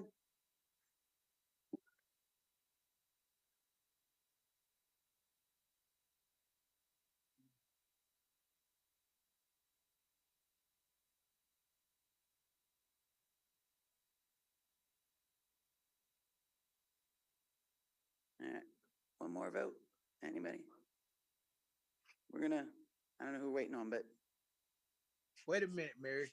All right, I'm waiting. So if we only got our top 4, so Yes. whatever we give our A's to, the 4 we give our A's to, everything else is B. So I have to agree with Charlie that would make people seem like we don't care about the other things. So we probably need a letter C or something that says neutral. No, it's just prioritization of it. As I stated at the beginning of this, we recognize that each and every one of these items is a priority to city council and it's a priority to us. And that doesn't mean we're not going to keep working on these items or keep moving them forward. We were just trying to get a little consensus on some key priorities going into the fiscal year 24 budget, understanding constraints, because So that's a are we- reality. So are we gonna have a second vote for our second tier? That No, would, that we're would make gonna, a lot of we'll, sense. we'll, we'll pull the whole list together, but we're gonna really, as we talk about our 24 priorities, we'll focus on the 4. I think the opportunity to see these is gonna come about when we roll out the strategic plan in the spring, which is our 5-year long-term plan. A lot of these concepts are already being discussed, and I know council has been interviewed on it. And so you'll see them in there in a way. All right, I trust you for now. Thank you, sir. You want to skip this one? We'll do public safety. All right, sidewalk gaps.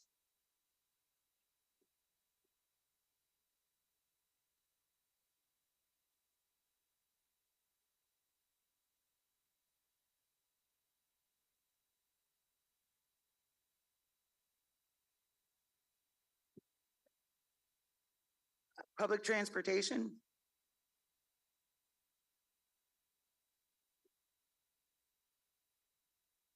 Clicker's not working. Uh-oh. City has no answer for public transportation.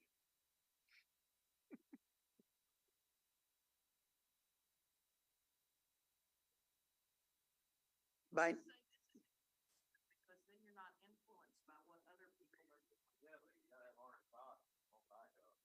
we do. We have some actually ready to go, if need be.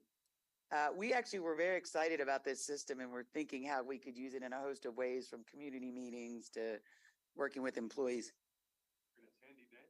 It- This is where you got, this is a focus group. Yeah, This is a focus group here. yeah, this is our first test of this, so Focus. do I need to, Dylan, do we need to just take a hand vote, or can we try the next one and see if it works?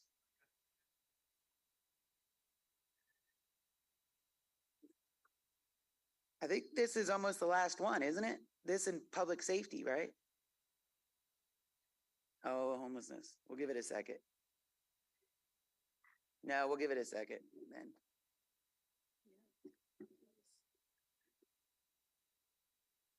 We could just do a hand count. We can. That's what I was seeing. What do you? Very much.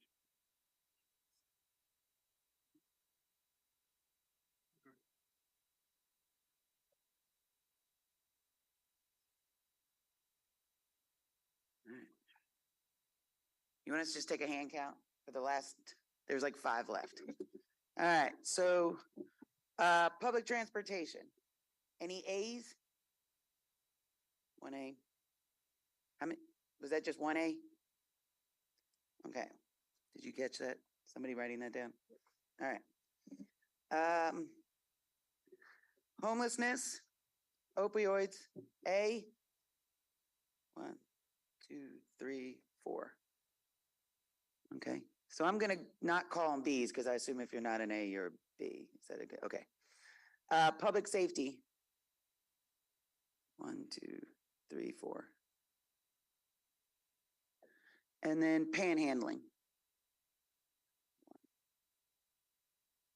2.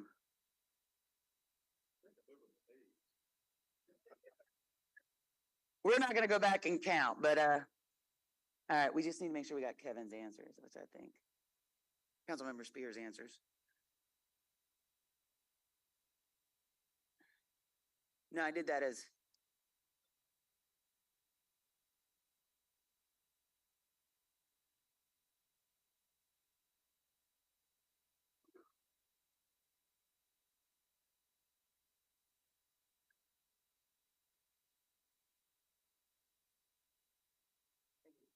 All right. This is called math on the fly, so we're ready. So in terms of, and like I said, we will put this together. We'll put some description with it based on what council submitted in your handouts, because some of you wrote some really great things. You all wrote some really great things.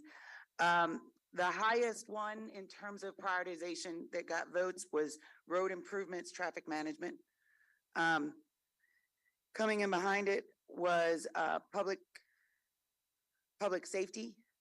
So that was number 2. And then there was a bunch of ties for the next number 3. So we'll go with those. including homelessness, opioids, affordable housing, and growth opportunities. And so again, we'll put some descriptions with these and we'll present them to council, and we'll have them at your next budget work session in January. I just make a comment in respect to homelessness and opioids, which I know it's predominantly in the incorporated city limits, but the vast majority of money that is received to governmental agencies is coming to the county. And we spark to a lot of their social programming, and obviously the partnerships that we have created or worked on with, and the relationships we built at the county level with the elected leaders and the staff there is extremely important, because this is going to be a partnership. The city of Wilmington by itself is not going to be able to fix this issue. We're going to need the county to be lockstep with us in respect to that, because that's where the money's coming from. It's an extension of state government, and they get a lot of money for these particular issues. And I would hope, Tony, that that relationship continues. Obviously, we have a big stake at it because it's happening right here in the city limits, but Yes, sir. As you'll recall, there was a, excuse me, a joint city-county committee that was put together to distribute the opioid settlement funds. There's been a good deal of work done at the county level, and they've done a really good job of getting input on a number of issues that are associated with social issues.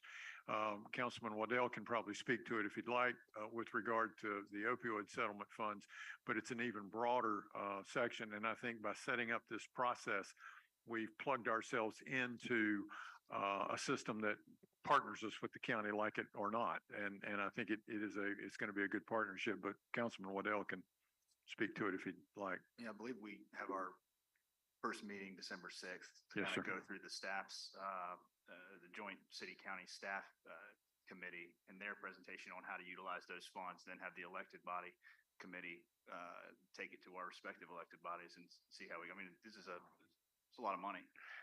And so we're going to be working hand in hand to utilize it in a prudent manner.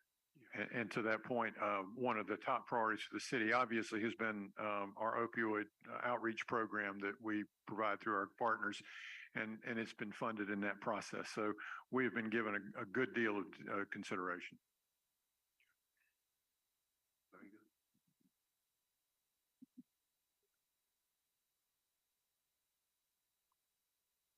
There's no further questions. We're going to move along in the agenda, and I'm going to invite Laura back up, who's going to introduce our guest speaker, who's going to give us an economic update. Good morning again. We have, it's my pleasure to introduce Dr. Musian Dagabi from the University of Wilmington, and he is here to talk to us about the economic environment.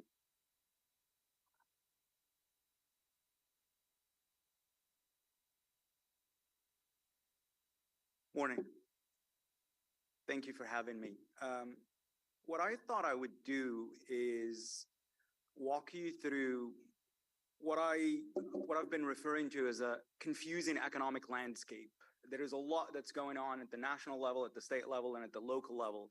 And it's kind of difficult to sort through what all is happening and where we would potentially be going. And so I always like to start with this slide. A lot of the talks that I've given over the last few months and last year and a half have been trying to set expectations in a good way, right? So we have the backdrop of what we're looking at is the Federal Reserve has been trying for almost a year now to reduce inflation as much as possible.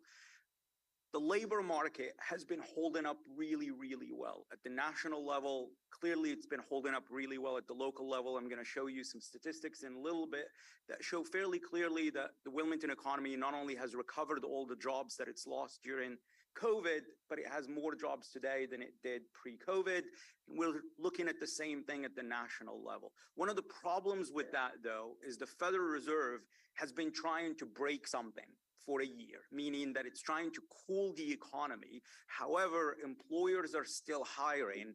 And so the labor market not cracking is good for us because employers are hiring, people are employed, but it's bad from the Federal Reserve standpoint because it's not seeing signs that inflation is coming down fast enough. So it's creating this very strange dynamic. The also good is that the consumer, most of us, are still in much better financial health than one would assume after coming out of a fairly significant recession that is COVID. So credit card delinquencies, for example, are still really low. However, they've been creeping up, and that's one of those things that's really important to think about. The bad is that inflation is sticky. So inflation, that's been really the theme for the last year, and that's become really hard to deal with. And one of the uncertainties that I don't understand, and I think is going to drive economic activity for the next few months, is that there is this very significant inconsistency between consumer sentiment and consumer spending. There are surveys that are showing, University of Michigan has this survey that asks people, what do you think about your finances? What do you think about the US economy? What do you think about your local economy? And I'll show you numbers that show that most consumers, most people are very, very pessimistic about the state of their finances and the state of the economy. But most of us are still spending a bunch of money. We're still taking trips. We're still going out to restaurants. And fortunately, that's going to come down here fairly quickly because most of us are exhausting the savings that we've accumulated during COVID. And then at the local levels, one of the things I've been thinking about a lot, and I'm sure you all have as well, is how much has the city changed as a result of work from home. I'll show you some numbers that show that the share of people working from home has increased quite substantially over the last couple of years. And to what extent does that make Wilmington more vulnerable to some of these declines that we've now been seeing, for example, at the national level? The labor market generally has been healthy. However, the one sector has been showing weakness has been the tech sector. And if a lot of the remote workers have been the ones that have moved to the city are tech workers, what does that decline in the tech sector potentially mean for some of these people that have bought homes, that have made their home Wilmington?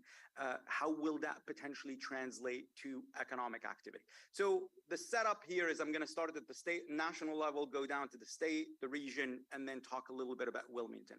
I always start with this because about a year ago, most of us were really talking about labor force shortages and how employers were struggling to hire. And a lot of us thought that there were a lot of people that got very significant stimulus paychecks, and that meant there were a lot of people playing video games in their parents' basements. What I'm showing you there is that labor force participation at the national level has basically almost come back to pre-COVID levels. Right? The one group where labor force participation rate is still significantly lower than pre-pandemic are people over the age of 55, right? So it's not the group that we were all worried about, meaning people who are 25 and 54, that's prime age labor force participation. It's actually people who are 55 and over, and those are the people that may have decided to retire early, probably because of COVID, probably because they accumulated considerable savings during the run-up in the equity markets and in the housing market. And so that's something that we still don't fully understand. But again, the conversation has shifted fairly quickly from labor force shortages to now talking about an impending potential recession. And we don't hear as much about employers struggling to hire. Clearly, that's still part of the picture, but it's not as pronounced as it was. And this is what I was telling you a second ago. You don't have to worry about looking at the details, but this is the consumer sentiment that I referred to earlier. This is from the University of Michigan. It's a very closely watched metric that basically asks average people how they're feeling about the state of their finances and about the economy. And as you can see, it's gone down to a level that is lower than what we experienced during the great financial crisis of 2008, meaning that people are really uncomfortable about the state of their finances and their economy. However, as I've said, this is real consumer spending. And that disconnect is just something that's been very sticky. So that's in trillions of dollars. That's real consumer spending. That's after correcting for inflation. And again, we don't have to spend a ton of time on it, but you can see that line. It dropped during COVID, and then it's gone back up. Now, why has it been resilient? For a couple of reasons. It's been resilient because a lot of us did not spend money during COVID. People accumulated savings. Clearly, the government had a very aggressive fiscal stimulus policy. Monetary policy kept interest rates low. But the question that obviously is in the back of all of our minds is how sustainable is this increase in consumer spending? And at what point do we all start slowing down spending, and what are the ramifications of that? I'm not going to sit here and compare the current financial situation to 2008, but it's really important to note that in 2008, the thing that broke the economy is that we all just abruptly stopped spending. And we stopped spending. Why? Because debt levels increased quite substantially. And so this time around, the question that's in the back of most analysts' mind is, are we accumulating debt really fast? And will that then translate into most of us no longer going out to restaurants, no longer buying cars, no longer competing for homes? And of course, that's going to result in a slowdown. So I think it's inevitable that consumer spending is going to slow down. The big question is how quickly and how severe will that potential contraction be? Right now, we're seeing that most people are still accumulating debt. They're reducing their savings levels. And this is the thing that's really important to keep an eye on. This is savings rate. So this is the share of savings as a portion of disposable income. There are a couple of big spikes there. I'm assuming most of us know where those were coming from. Those are stimulus checks. And so when stimulus checks were sent out, savings rates went up quite substantially. Now, the thing that's interesting is that the savings rate is at 3.5%. That's basically the share of one's disposable income that's being saved. And that's below pre-pandemic levels, right? So most of us basically are getting money and then it's going out in that spending that I referenced a little while ago. And again, the question, the uncertainty, or the thing that makes me feel uncomfortable is how sustainable is this spending if we're exhausting savings and our debt levels are going up? And then the thing that has been in the news, I'm assuming most people are fairly depressed. If you're checking your 401ks, you've seen that they've declined quite a bit over the last few quarters. In Q2, that's the quarter ending in June, Americans lost $9 trillion in equity holdings. Now, Q3, we don't have numbers for the third quarter. The decline in the stock market was basically as pronounced as it was in Q2. Now, why am I telling you this? I'm telling you this because it's important to understand that some of that spending was driven by the fact that we all felt richer because our stock portfolios had increased in value and our homes had increased in value. And now we're still better off. So those are equity holdings. As you can see, they're still higher than pre-pandemic levels, but they're coming down at a fairly fast pace. By the end of the third quarter, we're probably going to be back to most people essentially having equity holdings that are similar of value to those pre-pandemic levels. And again, to me, that's part of this big story. And in delinquencies, the thing that had shot up during the financial crisis, clearly, we were at basically 7% in terms of delinquencies. Right now, we're at about 2.5%, but it's been creeping up. So again, the theme at the national level for me is that the pressure is starting to mount, right? And so slowly, but it's starting to mount because most of us are exhausting savings, debt levels are going up, and that's going to translate in our consumer spending changing here fairly quickly. So that's the story, if you will, at the national level. And then if you look at debt payments, that's also starting to go up. So how much are we paying on a monthly basis in order to service our debt? You can see there, we're basically getting back to those pre-pandemic levels. So to me, the national picture at least looks like, okay, things are still good. The labor market is still healthy. Consumer spending is still healthy. The Federal Reserve has a dual mandate: keep inflation low, but keep maximum employment. All the Fed governors basically have said, we've become a single mandate Federal Reserve. We want to get inflation to be as low as possible. And fortunately, we're not cooperating because we're continuing to spend. Employers are not cooperating because they're continuing to hire. The Fed wants to break one of those things. And until one of those things breaks, they're going to keep increasing interest rates. And that really kind of puts us in this very delicate situation at the national level. And again, this is because inflation has been sticky. I was one of the people that was wrong. I thought it was transitory. Unfortunately, because of the supply chain problems, because of the fiscal stimulus, that shows you that the long-term average for inflation is supposed to be about 2%. The year-over-year changes over the last year have been hovering around 8%. We've gotten a CPI print that was positive, and I just used air quotes, I apologize. 7.8% was being celebrated in the press because it looked softer than most expectations because we were in the 8% range year over year for quite a while, but that may provide us a little bit of reprieve. Now, you're not going to be able to see this very well, but I'll walk you through it. Now, people have been asking me a lot about inflation. How should we think about it? So what I try to do is say, rather than just look at the CPI and tell you that prices have increased by 8.3%, let me look at earnings. This is earnings at the state level by sector, okay? So I called the bar charts green and somebody corrected me and told me that they were teal.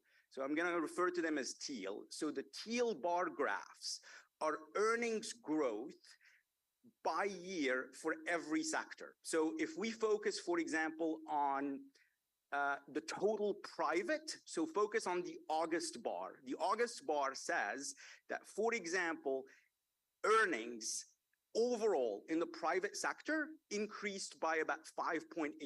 So that's by how much wages in the state of North Carolina have increased between August 2022 and August 2021. The little blue dots tell you how fast prices have increased. That's overall CPI. Overall CPI was 8.2%.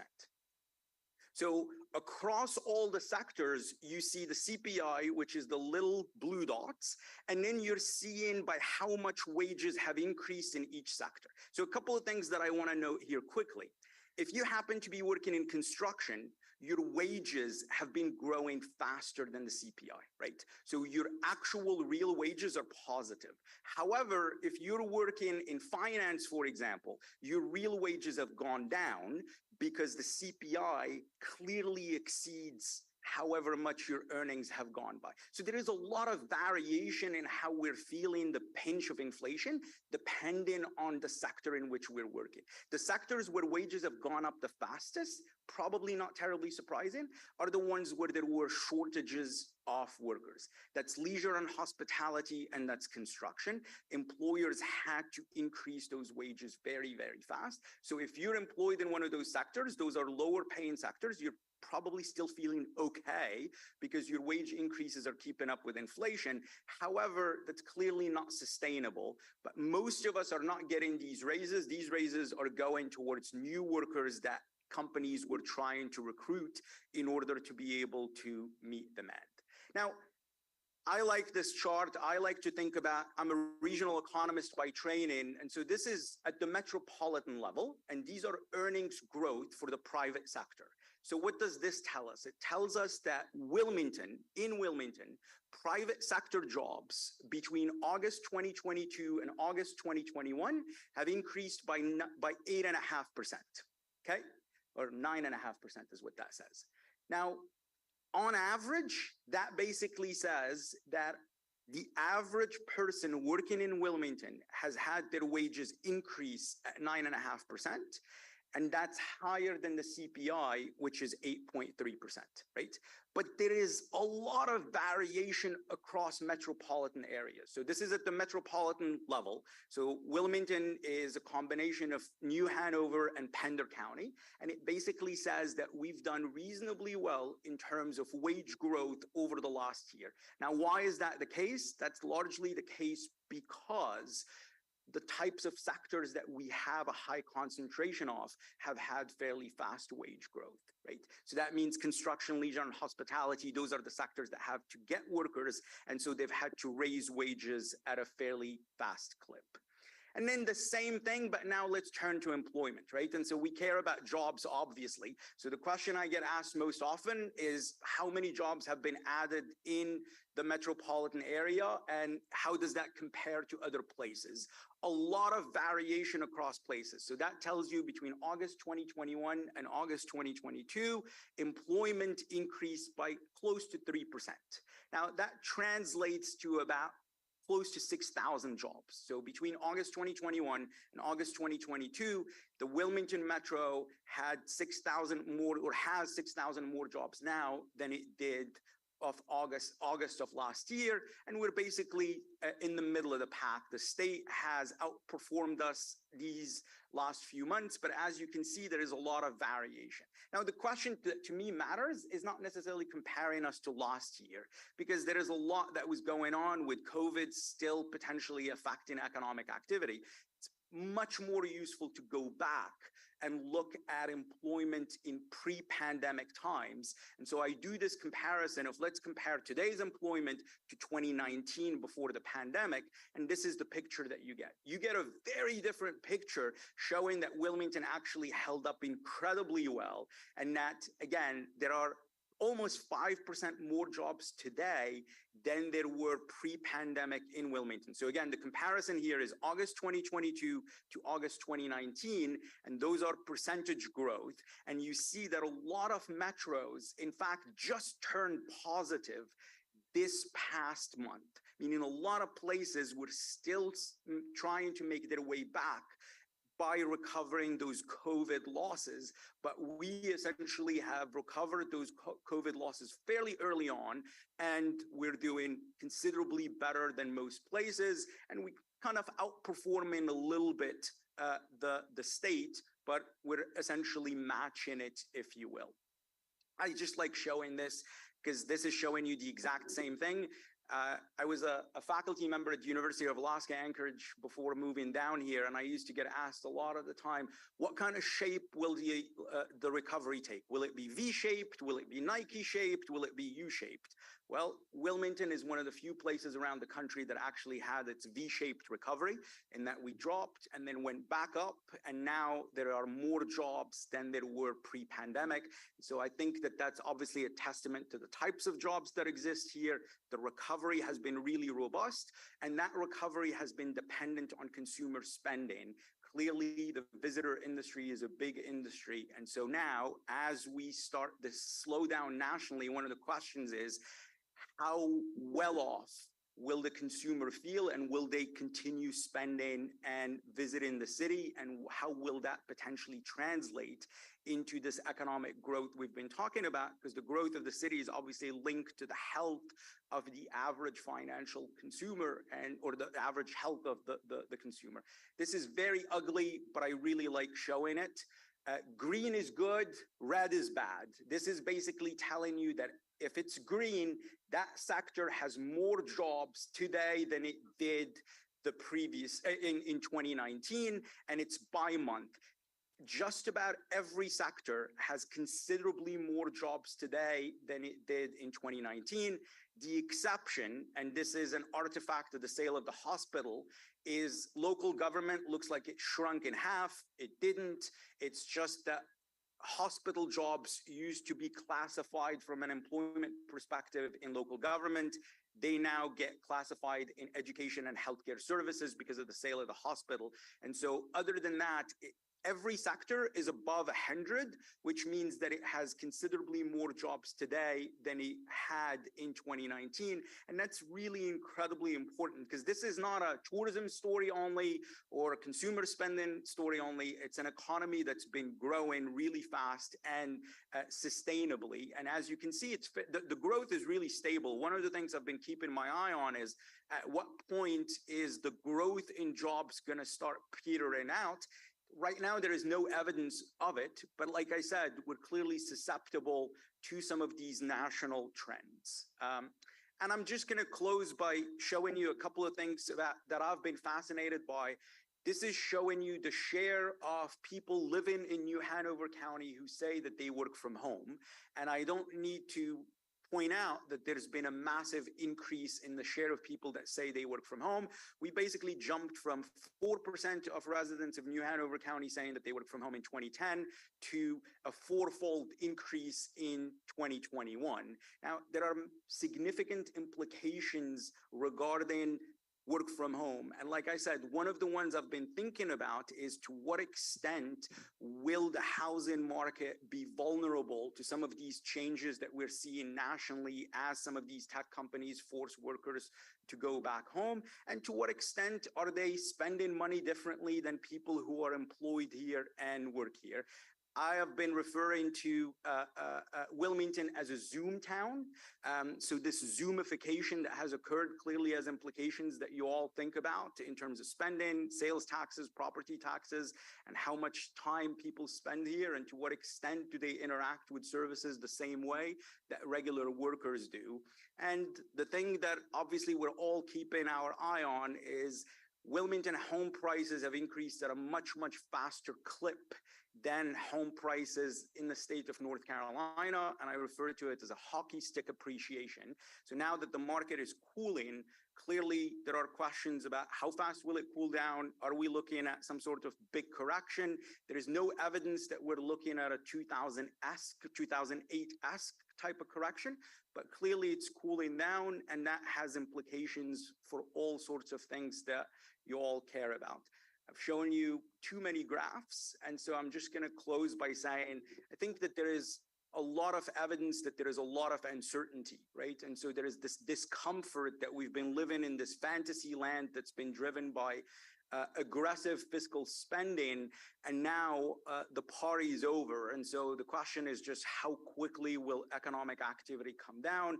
Will the Fed see enough signs of cooling inflation to take their foot off the gas? And they haven't really given any indication that they're pleased yet with the progress that they've made, because there aren't that many sectors that are showing that they're very sensitive to the increases in interest rates. If you want to email me and yell at me about something that I've said, I'm giving you my information here. Thank you. Will you entertain questions? Please. Yes, sir, go ahead. The first one, is there any, I imagine the answer is going to be every economic time frame is different, but talking about lag time from a rate increase, or in this case, multiple rate increases, is there an economist, like, is it 6 months, a year, or is there any kind of accepted answer there?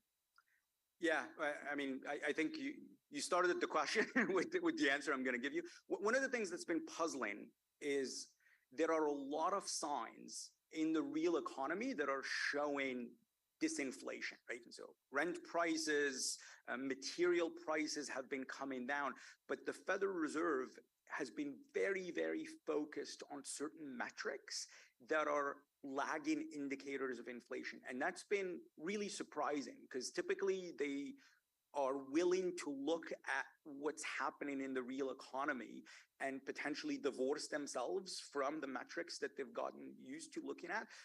The short answer to your question is there is no precise timeline because of what I said in my closing remarks.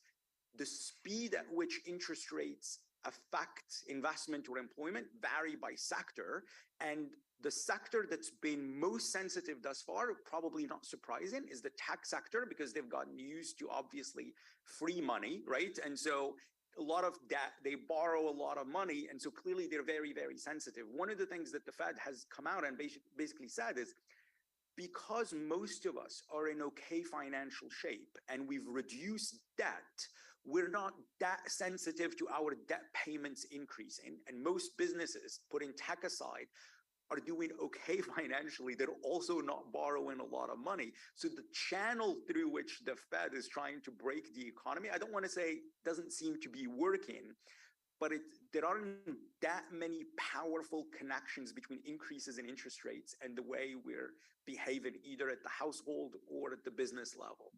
So does that argument then, those metrics they're using is, I hear some people are arguing that's why they fall behind too. Yeah, absolutely. Yeah. So in the tech issue, a lot of those people are running up on stock price for the not necessarily profit.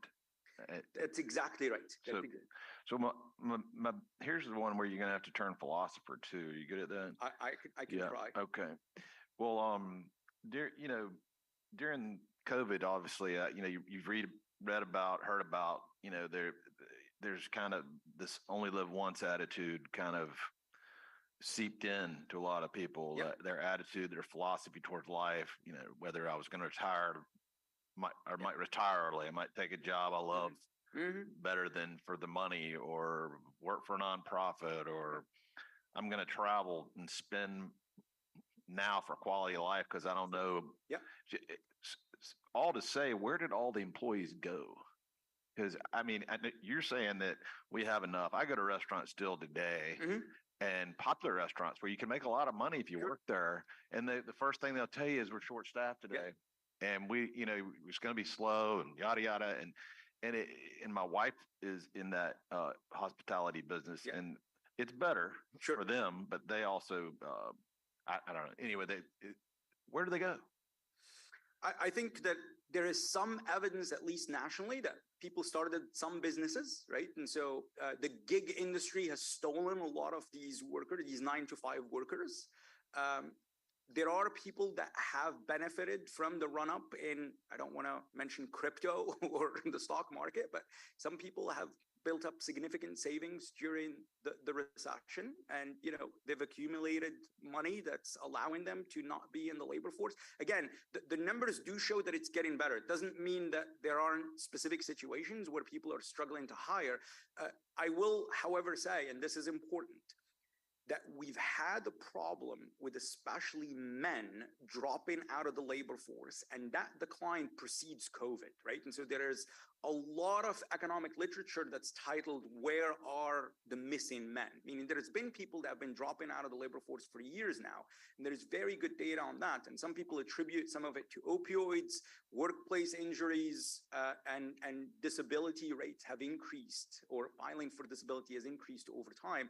I'm not attributing this decline that we've seen lately to that, but I'm saying that a lot of this precedes COVID, and it's tough right now to attribute, this decline to COVID and say, by how much did it accelerate this disappearance? But and just one last point, the labor force participation for people 25 to 54, as I've shown, is basically back to pre-pandemic levels. I guess I buy the wealth effect, but not with the McDonald's worker. I mean, that didn't make Sure. It Yeah, don't and make that's, sense. I mean, unless they invested in Bitcoin, 10 years ago, I don't know. But Okay, yeah. I think it's a fair question. I don't have a very good answer. But I think it's been a puzzling thing to see. I think what I heard you just say, and I'm going to take away is, we watched, working from home, educating from home, anything where 2019, had COVID not come along, a lot of those advances would have taken 5-10 years to get to where we are now. Yeah.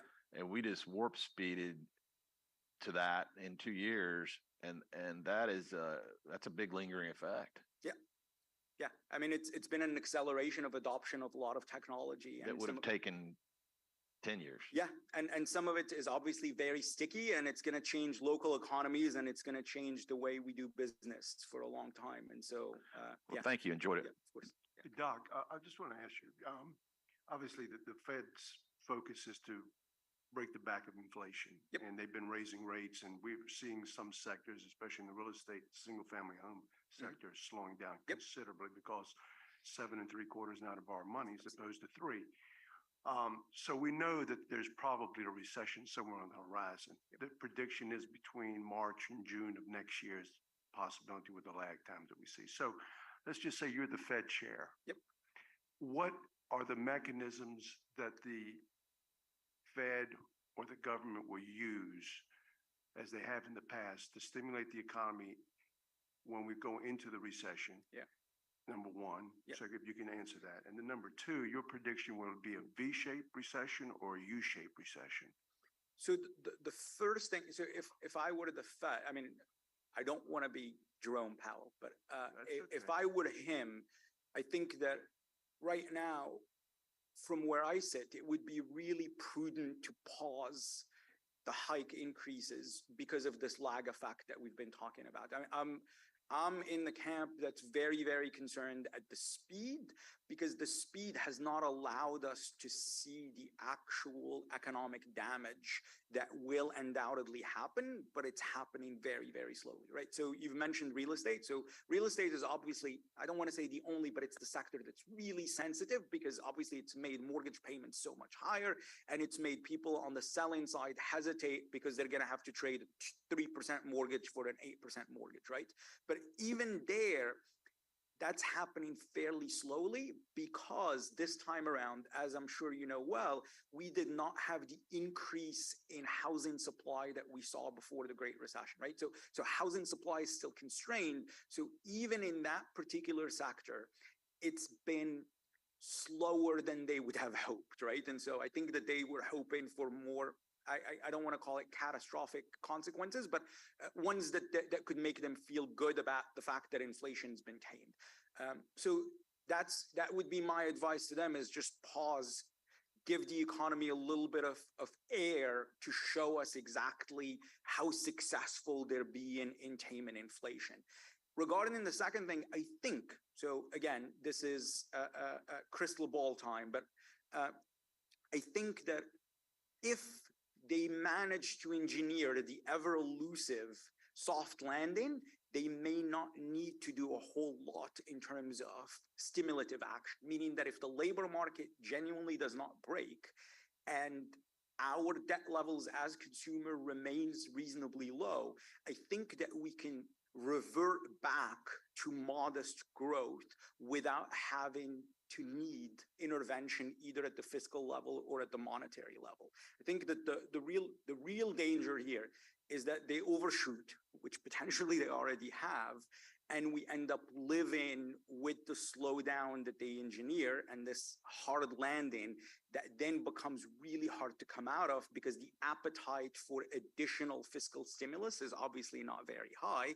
And if the fear is inflation, as all of you know, then any dumping of additional money potentially reignites inflation, right? And this is the balance that a lot of states and communities have been dealing with, is consumers are clearly hurting because inflation is high, but the remedy that most people try to go to is, let's give people money to ease inflation. As you know, that obviously does nothing to stop inflation. In fact, it potentially increases it further. In the short run, it's helpful. In the long run, it's not. So to summarize, I would say, first question, pause, wait. And if they're lucky, the soft landing shows us that there are real signs inflation is coming down, the economy is okay, and you really just back off and let things revert back to pre-pandemic level as some of these pressures start to come out of it. Good answer. Anybody else? Okay, thank you. Thank you, Absolutely. Doctor. Appreciate it. Thank you very for having me. much. Yep.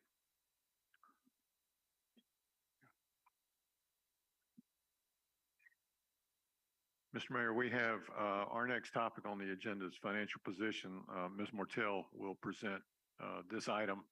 After this, we'll break for lunch, and then we'll have 2 segments after lunch.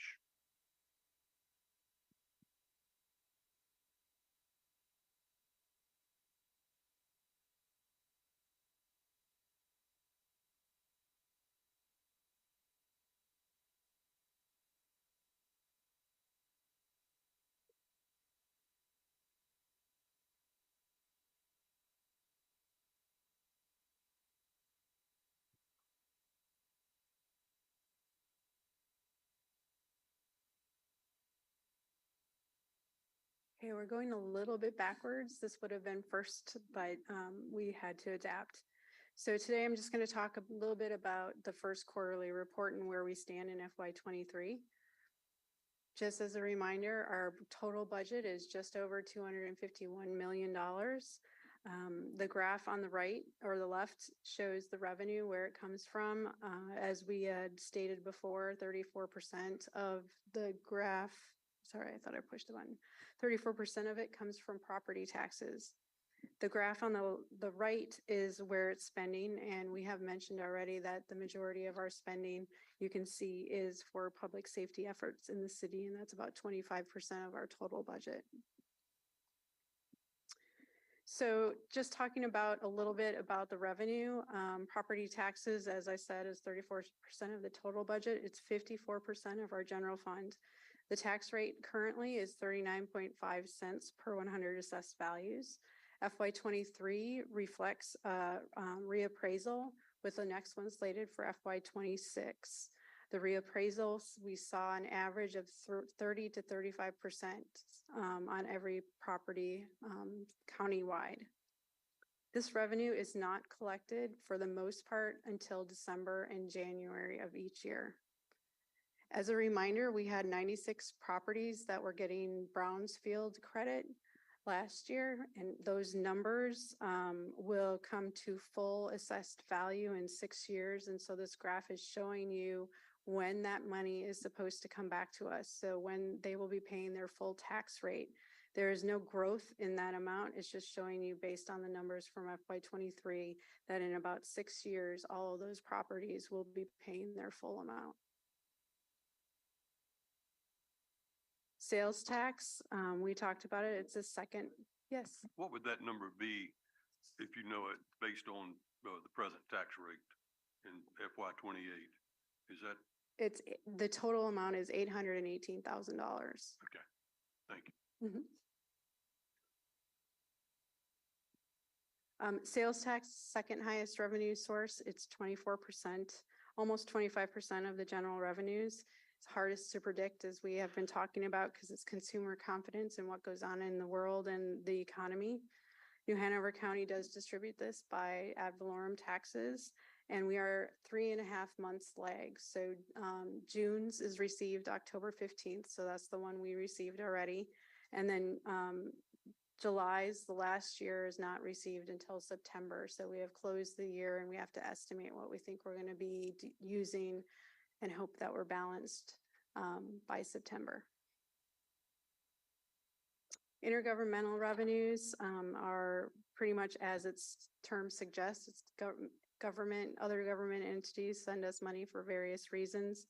The majority of this category is 12% of our budget, general fund budget. The majority of the category is the city is the benefactor to franchise taxes. It includes electric, national gas, telecommunication, and video programming. These funds are distributed quarterly, so we have not even seen the first one. That will come in January 1st for the first quarter, I believe, yes. And then we also get our FEMA reimbursements in here, and the Powell bill is also found in this category.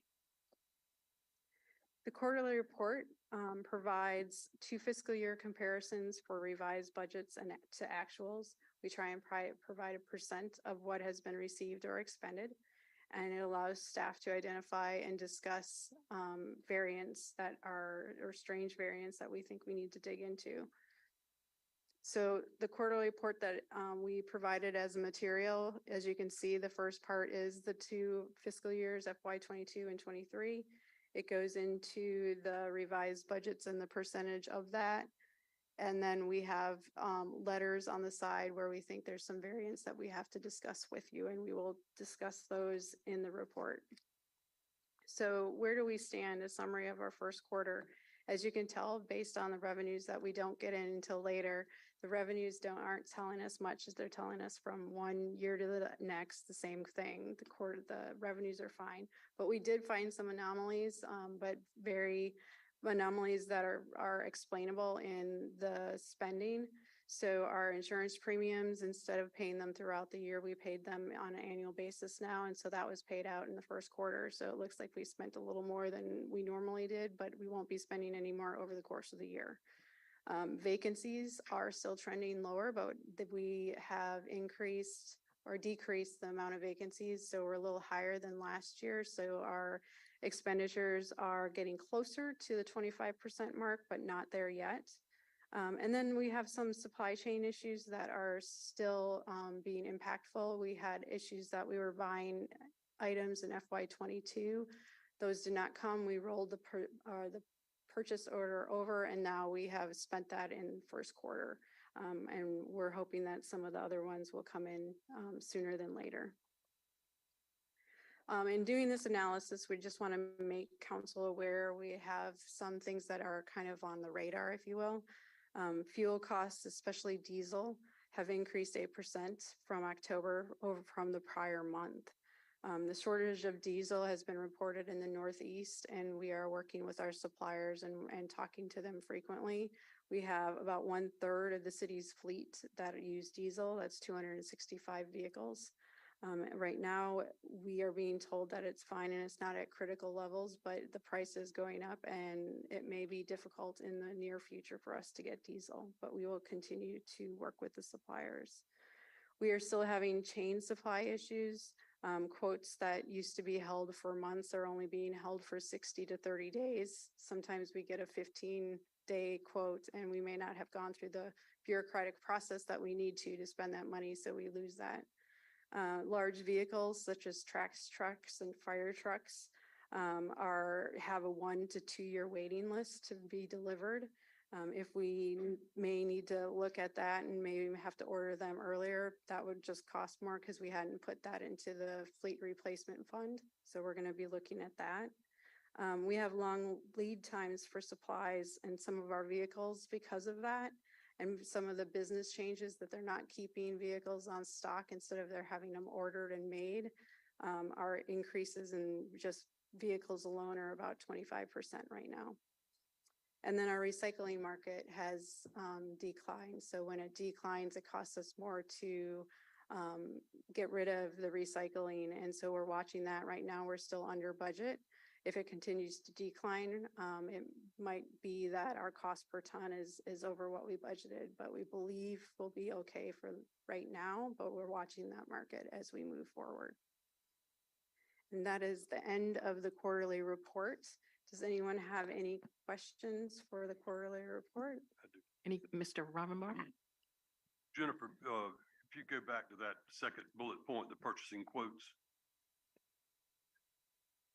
that I want to make sure I understood what you said. Our process sometimes doesn't meld with their timeline. Right. If we did not have it appropriated and we don't have the funding and we have to come to council, that could take more than how long they hold the And quote that for. potentially costs money. It might not cost money. It might be that they just don't have the vehicles or whatever we're ordering ready at the time we have that money appropriated. Well, how about things besides vehicles, such as fuel?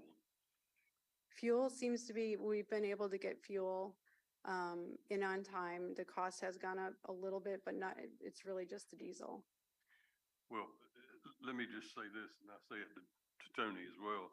In the event that something like that should happen and our timeline is causing us to lose out on something that would be significant savings, we need to figure a way to overcome that.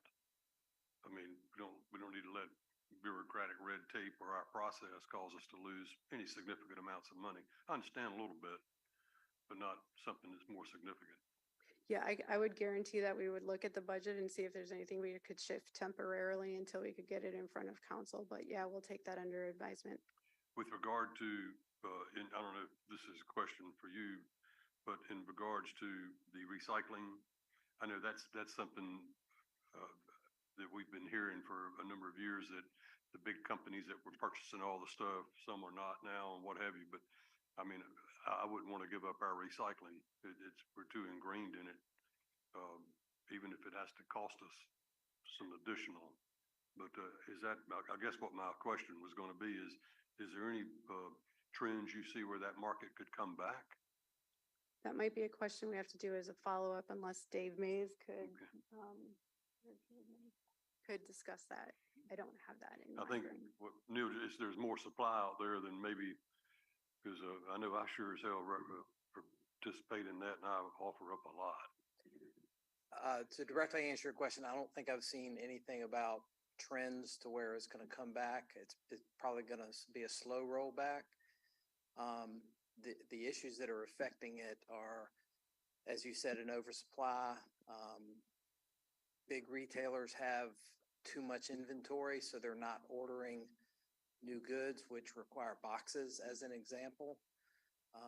PET, which is the #1 plastic, that's the plastic water bottles. There's an oversupply.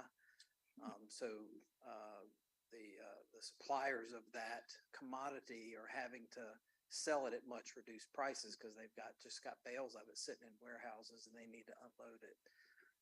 So it's going to be a bit of a, from what I've read and understand, it's going to be a bit of a slow roll to get back to, we peaked it last year, but it should be a slower recovery, at least what I'm seeing. Thank you, sir. Yes, Thank you, sir. Jennifer. Mr. Burnett? Thank you. Quick question. You mentioned the supply chain delay. Is it getting better? From what staff is telling me, it is getting slightly better. A lot of the backlog is getting through the system, but it's the new orders that are a little bit delayed. And if for vehicles, if the business plan, the business model that they had and they shifted for the pandemic, and because of all the supply chains, they no longer have the inventory on their shop until they get an order.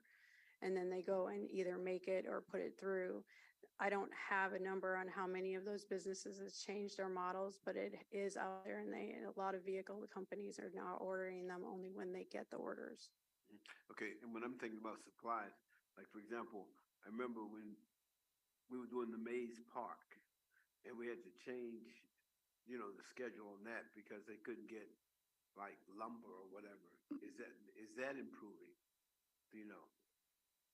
I would have to actually ask Okay. our project managers probably Okay. for a follow-up for you, but I'm hearing that it's getting better, but let me get that information for you, so. All right, thanks. Mhm. Any other questions for Laura? Great, thank you. Mr. Manager, what's next? Madam Mayor Pro Tem, it's still a little few minutes early for lunch. If we could go ahead and crowd one more presentation in, and then we'll break for lunch. Sounds great, thank you. This question, Mr. Manager, are we working through lunch or? No, sir, I thought we'd at least take long enough for you to chew it and swallow it and Okay. I'm just- wash it down. I'm asking for Councilman Lou. Okay, thank you. Councilman Waddell looks terribly interested in lunch.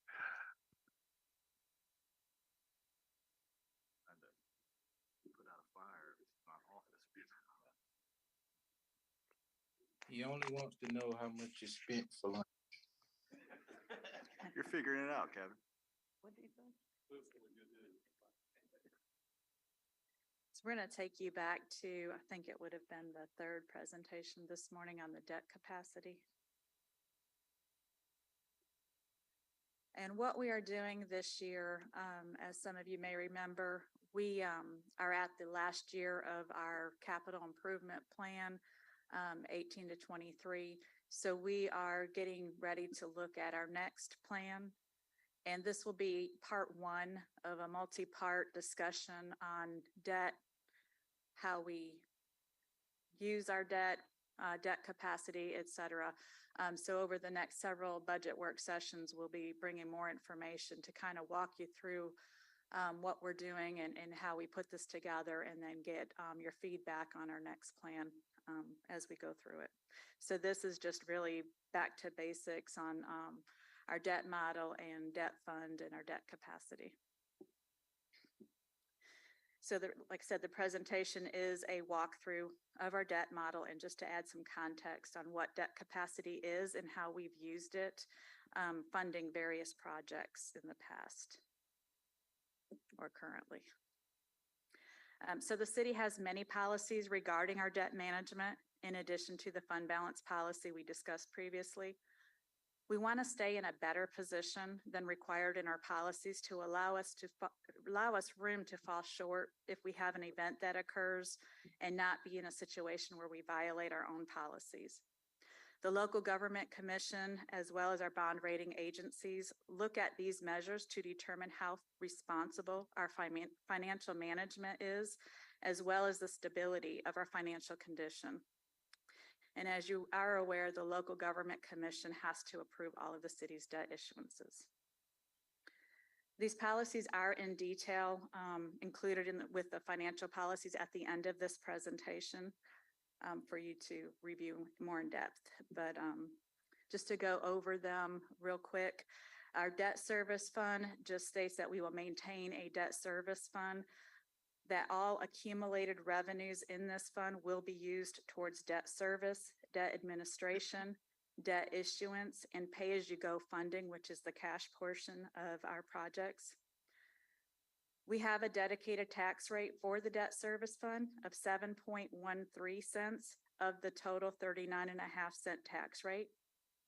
And our multi-year capital improvement plans are structured to be 80% debt financing and 20% pay-go or cash funded. With our debt model, we use this to maintain all of the current debt and to identify future debt impacts and adequacy of resources to pay for that debt. Debt service states that the annual debt service paid on tax-supported debt will not exceed 20% of the general fund and debt service fund operating budgets. For fiscal year 22, we were at 13%, and 23 is projected to be 14% as we are projecting to issue debt in the spring. Our direct net debt is the outstanding net debt will not exceed the North Carolina statutory limit of 8% of the appraised property. We have an optimal level set in this at not to be more than 2%. And this is related to our bond rating. They don't want to see it higher than 1.75. For fiscal year 22, the direct net debt was at 1.15 of the appraised property value. Our bonded debt policy financing will not exceed the expectful useful life of the project. Most of our debt is on 20-year terms. So a lot of times we have maintenance type projects that we don't want to issue 20-year debt on.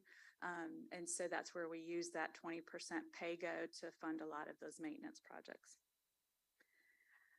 Our bond rating currently, we do have a AAA bond rating in all three rating agencies.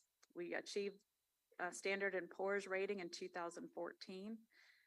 Fitch and Moody's was in 2016.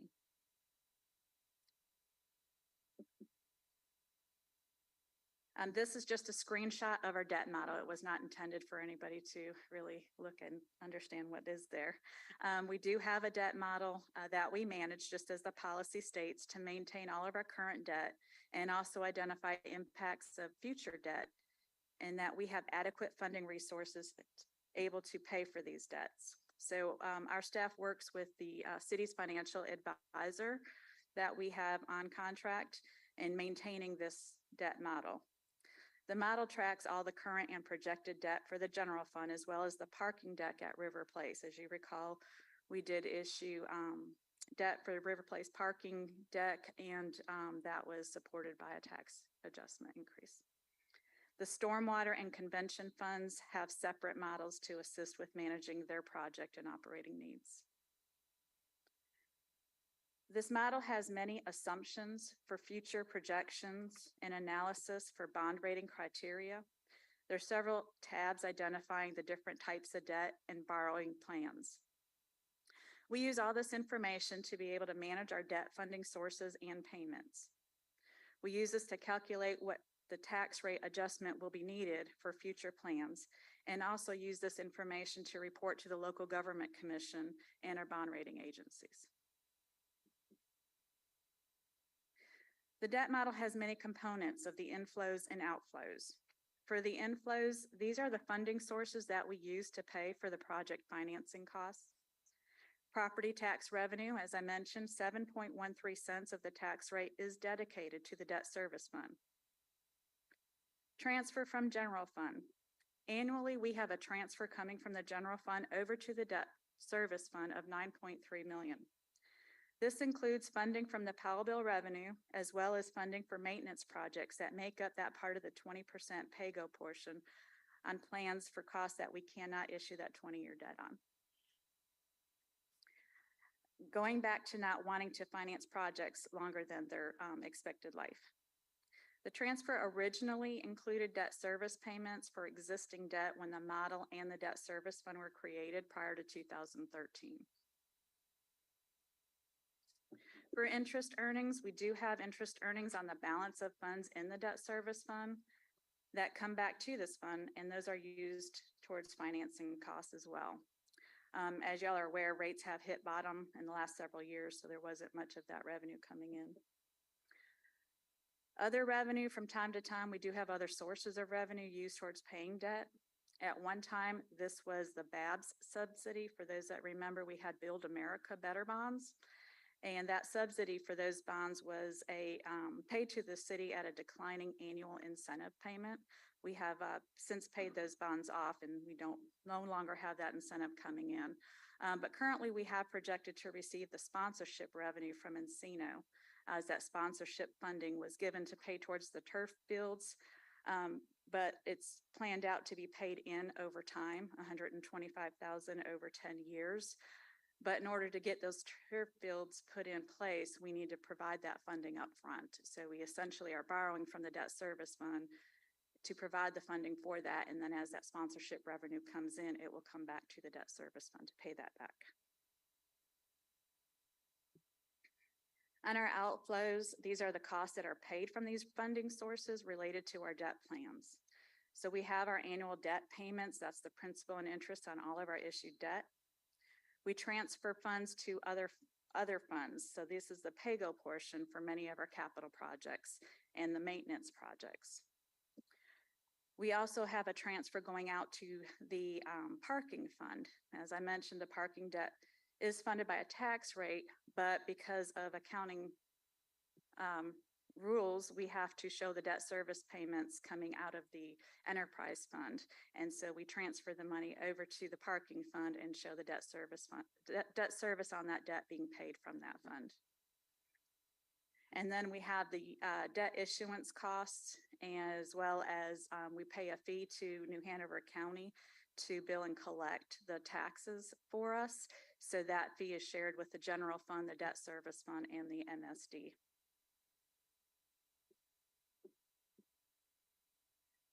The model also includes several assumptions on our future year projections. We do use conservative assumptions in the model to provide for stable financial management. And then when we have actual results, we do update this every year to keep it current for future projections.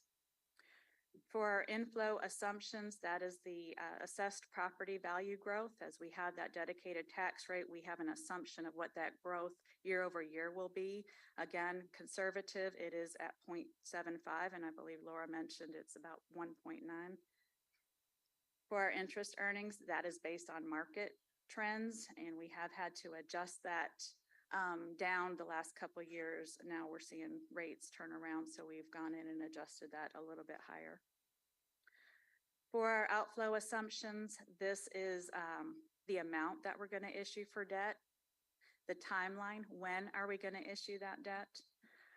When we do our debt issuance, we have the general obligation bonds, that is tax voter debt, and then we have limited obligation bonds, which is what we use the most. For the LGC to approve this debt, those projects in that debt plan have to be either 80% bid or completed before they will approve that. So we do have a reimbursement resolution that allows us to reimburse ourselves for costs going back to no more than 18 months. So when we are looking at issuing debt or projecting that out, we have to assume when that funding will be needed, when it will be spent, and when we'll have to issue debt to repay ourselves. And we can only go back 18 months. So we have to look at that when we're projecting how much and when we're going to borrow. Our debt issuance borrowing rate, we do project that our rates will be about 4 to 5%. And of course, we have had the benefit of lower rates over the last several years. Going forward right now, projecting our spring issuance, we do have 5% in there as those rates are increasing.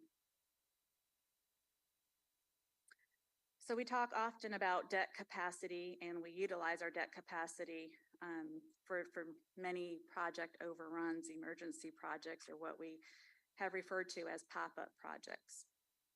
So what is debt capacity? That is the value of the additional debt available to invest in projects without the need to adjust the tax rate. So it's what we have available to issue additional debt without having to go back and adjust that tax rate. This is not cash. It is a combination of 80% debt, 20% cash. So that's what we project out of how much it would be if we had to borrow 80% of those projects. And how is debt created? So with our assumptions, debt capacity is created by any positive variance in the actual inflows over assumptions or negative variance in actual outflows over assumptions. So to give you some examples, over the last 4 years, we have been able to accumulate quite a bit of debt capacity in our debt service fund. This is due to projecting an issuance of higher than what we actually did at a rate that's higher than what we actually got. So we were able, as I mentioned, to get lower rates than what we had projected in the model. Fiscal year 19, that is when Hurricane Florence came. So that put a halt on everything that the city was doing and to focus on that hurricane. So we had projected to issue $48 million worth of debt that year at 4%. Well, we didn't issue any debt because the projects weren't ready. Remember, they have to be 80% bid or complete before we can issue debt on those. So that generated a lot of debt capacity in that year. And then just going forward, in 20, we did issue more debt, but we received a lot lower rate than what we had projected. And 21, that was our last debt issuance, and that is probably the lowest rate that we'd ever received and probably will see in a long time.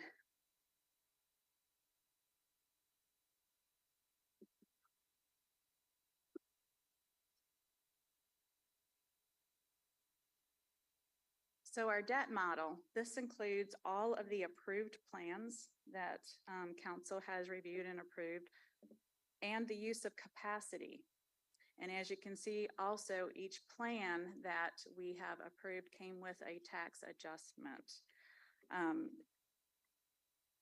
So with this, going back to using that debt capacity, if you look at 2018, when we did the second capital improvement plan, that was 57.6 million. The tax rate adjustment for that was 0.14, where the parks bond was 38 million. The tax rate adjustment was 1.35. That is because a decision was made to put all the debt capacity into that multi-year plan. And then you can see, just based on what debt capacity we have available at the time we put the plan together and project these out, impacts what the tax rate adjustment will be. So the more debt capacity we have at the time we're planning that out, will help reduce that tax rate adjustment needed for that borrowing plan. We have used the debt capacity accumulated in this fund. There were several, $20.8 million over fiscal year 20 to 22 for various projects that came in. Majority of that was related to the waterfront park. As you recall, we had to come back to council and request additional funds, and that came from debt capacity as well as some others.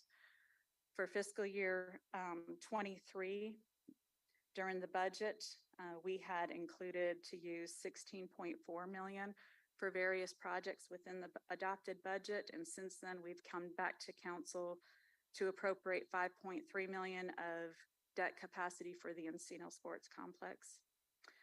Also recall that when we went through the budget process for 23, we showed you that there were other projects that we will probably have to come back to council for, totaling about 11.4 million. We're still working through those, but we had the discussion on whether we would be utilizing debt capacity or fund balance to help cover these needs. We do have conservative assumptions, and we keep a reserve, as it is most important to be able to make our debt service payments and to instill that confidence in our bondholders and the local government commission that even if we had a negative event, there are measures in place to ensure that those debt service payments are made. And I will tell you, there are 7 entities in North Carolina where the local government has had to go in and take over their finances. Jennifer, real Yes. quick on this slide, before you were about to leave it, weren't you? Are you done with it? Yeah. Just those kind of I don't know what you call them, little tidbits at the bottom, kind of where markers, if you will, like 7.3 cents is of the tax rate, Mhm. about 18%. Does that mean anything to me? Is that good? Is that bad? That just means that of our total tax rate, that 39.5 I cent. understand that, Yeah. but I mean, is that high, low? Doesn't just depend, that's just a number, doesn't, it just comes from something else that does mean something. I mean, It just means you that. put it over there the- for is that the only reason, Just to show that of our total tax rate, 7.13 is dedicated to pay for the debt. And on these various is plans. that high or that's what low makes it for a up. for a city? Because of the way that we structure our debt is 80-20, I would say that it's low, but without going and benchmarking that across what other entities have their debt structured at, and if they have a tax rate coming in to pay for that or how they issue that debt, I would have to do that and bring that And back you to you. mentioned here, fund balance of 30, that's kind of a goal. I mean, because If I've you barely recall in seen our, it's just right there, right? if you recall in our policy, it's the general fund Okay, and so debt it's the service policy fund. number. Okay. Yes, it's the same as the general fund. Got it. And this fund balance level is projected over what that 20-year debt will be for each of those plans. So at our lowest level, it's not going to be below that 30%. Something you plug into your formula. Yeah, it's all in that calculation. And the last thing we want to do is come to council and say, our assumptions were way off, and we have to either not do these projects that we brought to you, or have another tax increase to cover something we've already made decisions on. So we want to keep that fund balance there to cover any assumptions that are off, as well as instill the confidence that we can make these debt payments. This is what goes towards making those debt payments. What about that debt to assessed number? Is that a good number? Yes, as I mentioned, one of our policies is that we will not go below the state's statutory limit of 8%, but we have in our policy, our optimal level is not to go above 2%. The rating agencies look at that to be not to be above 1.75. So we are at 1.15, I believe. So that is good. Thank you. For that, the state level is 8%. Yes, Okay, and we stay at least under 2. yes. Okay, That is to awesome. maintain our AAA rating. Good.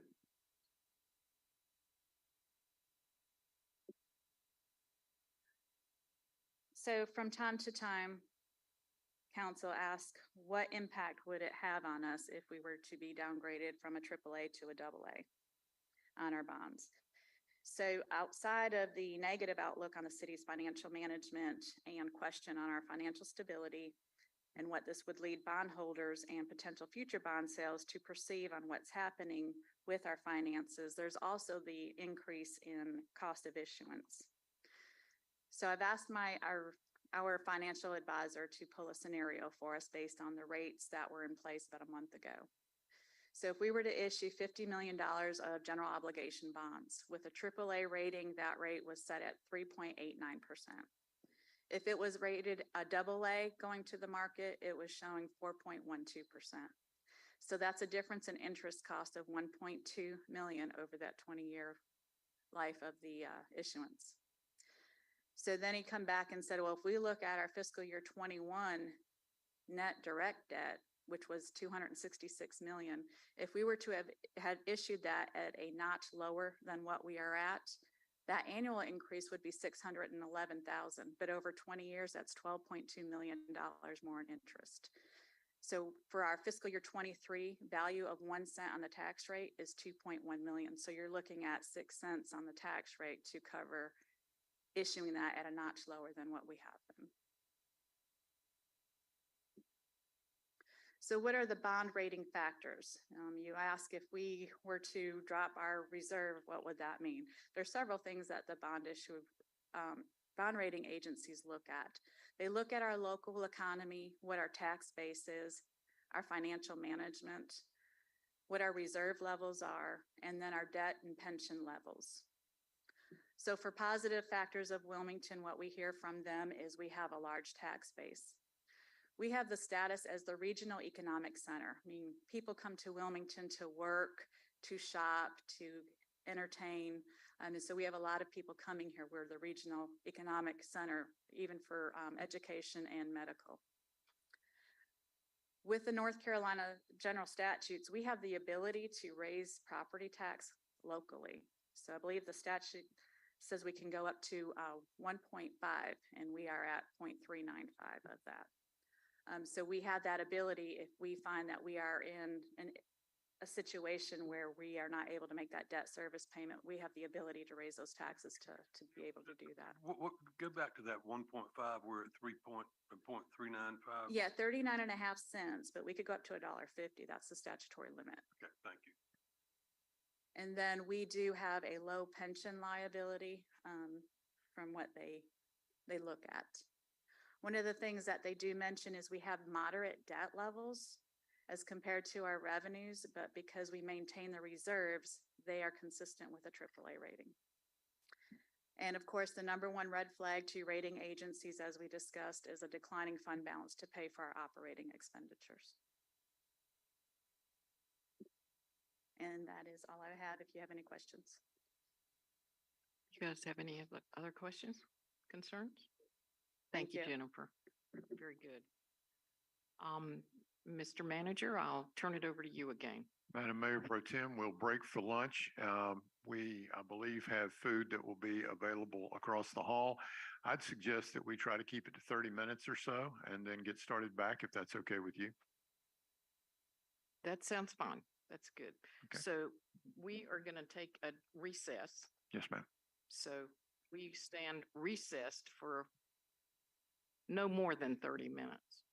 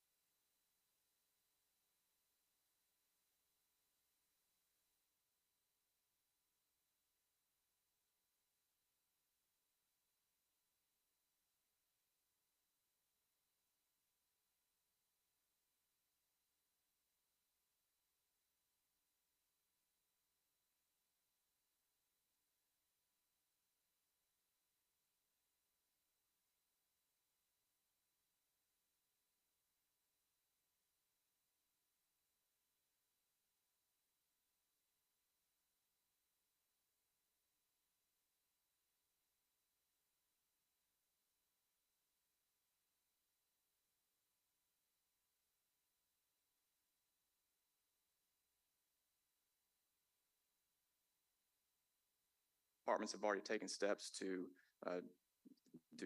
increase diversity through various initiatives. Some of those being going to some HBCUs for career fairs, expanding beyond our traditional advertising, using social media, using radio, like I mentioned. Firefighters, fire department used the Junior Fire Academy to engage folks in an early age. So we're already starting to do some things. Oops. All right. So looking at our citywide turnover, our turnover ended the year at 17%. When we came back, when we spoke to you guys earlier this year, which would have been March, we were projecting it to be between 18 and 19%.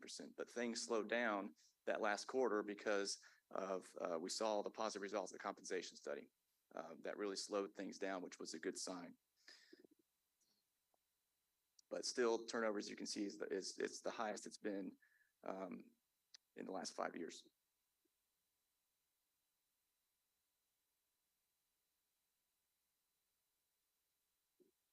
How does that compare with other municipalities? So we're no different. We're about on average with all the other municipalities. Clayton? Yes, sir. Is there what is when all things are good, everything's coming along, what's an average vacancy, job vacancy rate? Is there one? An average job vacancy rate, I have to go back and I'm not sure what that, I know before pandemic, we were around about 80 vacancies. So probably around, I don't know, between 5 and 7%, I'd have to say, somewhere around there. Well, I know it's probably heavier in some departments than it is others. I was just wondering if it was kind of a benchmark. We always look to keep somewhere 6, 8, 10%, vacancies. I don't know. Never mind. Thank you. Is it frozen?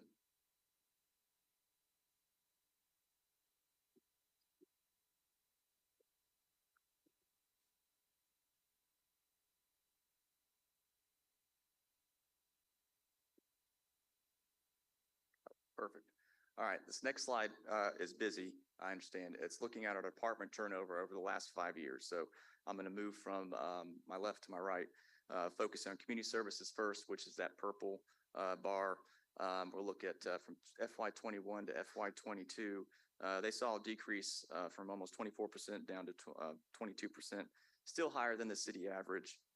And then when you look at the red bar, which is our fire department, they did see a slight increase in their turnover this year, but still less than the city average. And then engineering, you'll notice, saw a pretty big jump. They were at 3.7% of the green line, and they moved up to 19.9% this past fiscal year. A lot of that turnover was in our signs and marking section, and we're competing in that area with other construction labor positions in the area.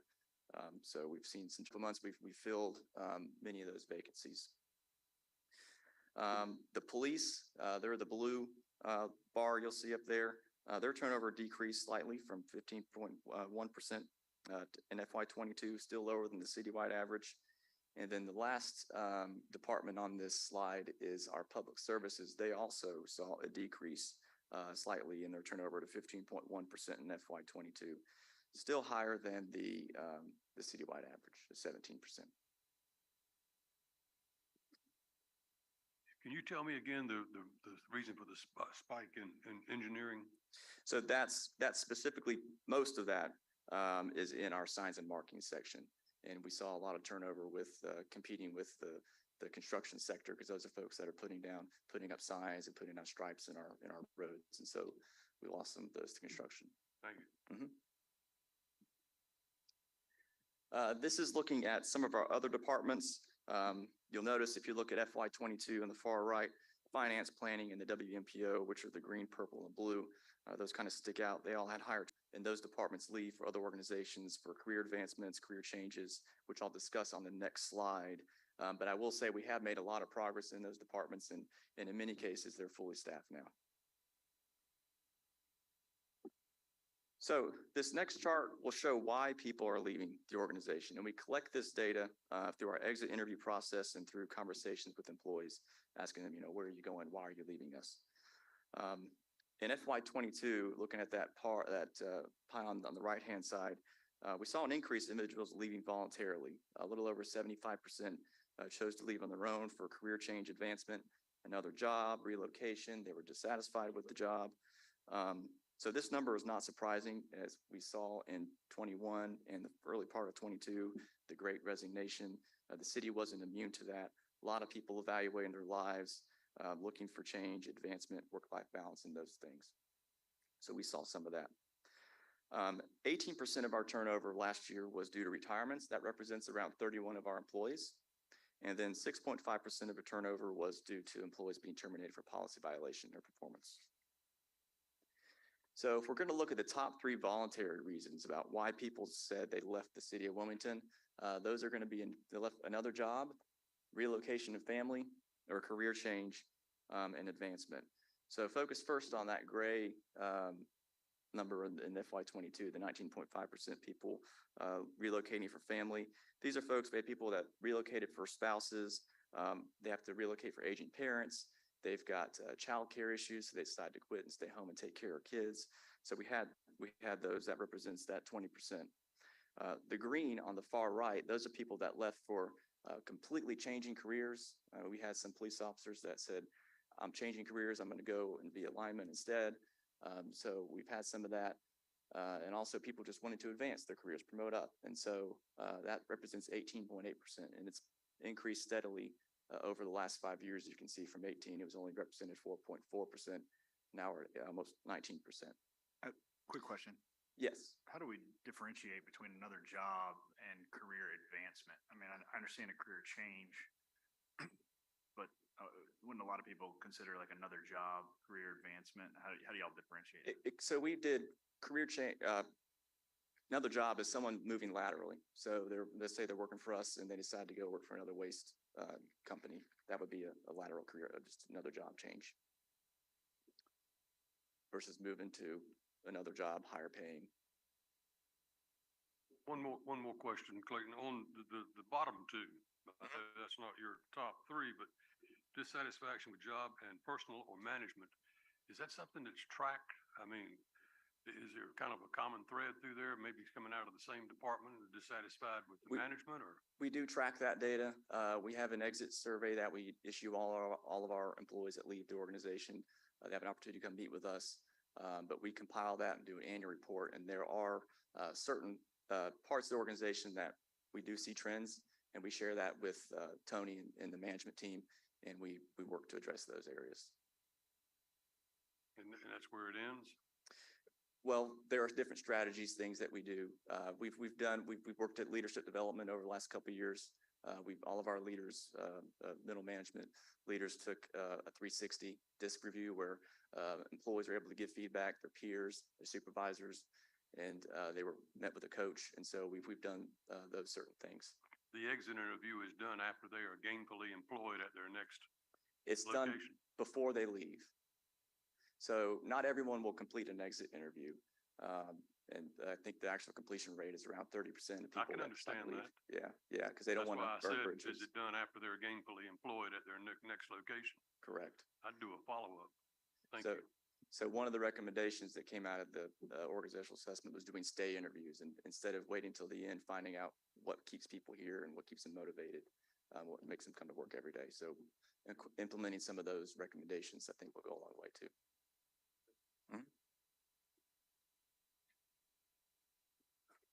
All right, so looking at our retention over time, the next chart shows our retention of new hires again. So if we look at 2018, we'll look at that cohort. We hired 142 people in 2018. So as you move over to the first 12 months, we lost 20 of those new hires in the first 12 months, leaving 85.9% of the hires remaining. And then if we go fast forward 5 years to today, there's 40% of those 142 people remaining in the organization. So this kind of shows our retention over time. And just for your information, the average tenure of service of our current workforce is 9.5 years. So that's the average service of employees. If you look at FY22, we hired the most we've hired in the last 5 years, almost 200 people, which is an awesome thing to see. And we retained 87.9% of those folks in the first 12 months. So let's look at our vacancies. And so our current vacancy rate in the organization is at 9.3%, meaning 9.3% of our budgeted positions, full-time and part-time, are vacant, which equates to 108 positions. All right. Community services, public services, you see on this chart, they kind of stick out. Community service, 12.3% of their positions vacant, and then public services at 15.6. And I'm going to detail in the next slide what those look like for those departments. So we'll first start with public services. Most of their vacant positions are going to be in stormwater. They have 15 vacant positions, which just represents a 23.4% vacancy rate, and then streets with 5 vacant positions. We do continue. One of the positive things I've noticed over the last couple of months is we're making progress. We're bringing people in, and we're making offers. We've got a couple of people starting this next pay period. So we're doing things like the CDL training program, which I'll talk more about in a minute. We're offering sign-on bonuses. We're looking at other career advancement opportunities. So we're working closely with Dave and coming up with recommendations, and that will help us improve and fill these vacancies. The community services, most of their vacancies are going to be in trees and parks and landscape. Again, we're slowly making progress in this area. We currently have just 2 vacant tree trimmer positions, which is a huge improvement from where we were this time last year. We're bringing some folks on board. And then again, our grounds technicians, we have about 6 vacant grounds technician positions. Looking at some of our other departments here, their vacancy rates compared to the city average at 9.3. They're all doing pretty good. The city manager, since this has been updated, they now only have 2 vacant positions. They've got an auditor and then the vacant assistant city manager position that Eris Dunstan previously had that is being split between 2 other positions. So all the other departments are doing pretty good right now. And as Ms. Moretti mentioned earlier, finance, they had a lot of vacancies, but they've made a lot of progress and filled a lot of those, which is awesome. So let's talk about our hiring and what we're seeing in terms of applications. So this chart is looking at data across the public sector, and we use Neoga for our applicant tracking system, and they have over 1,000 customers. And so this is looking at all their data. As you can see, the number of open jobs in the public sector has increased 45%, which is the blue line. However, the number of applications per job received, which is that red line, is down 74%, and has created this big gap. All right. And the city is experiencing this effect, and I'll show you this in just a moment. Again, this is looking across the public sector. The number of applications received per job opening, it is down 14.3% in 2022, which is a 56% decrease just from the previous year. So this is showing that the pool of applicants has shrunk. Very competitive market for labor. Labor participation rates are down slightly as the boomers are exiting, and there just aren't enough people to come behind them to fill a lot of those vacancies. So we're seeing that effect. Yes. Quick question. Would working from home cause this number to be this high?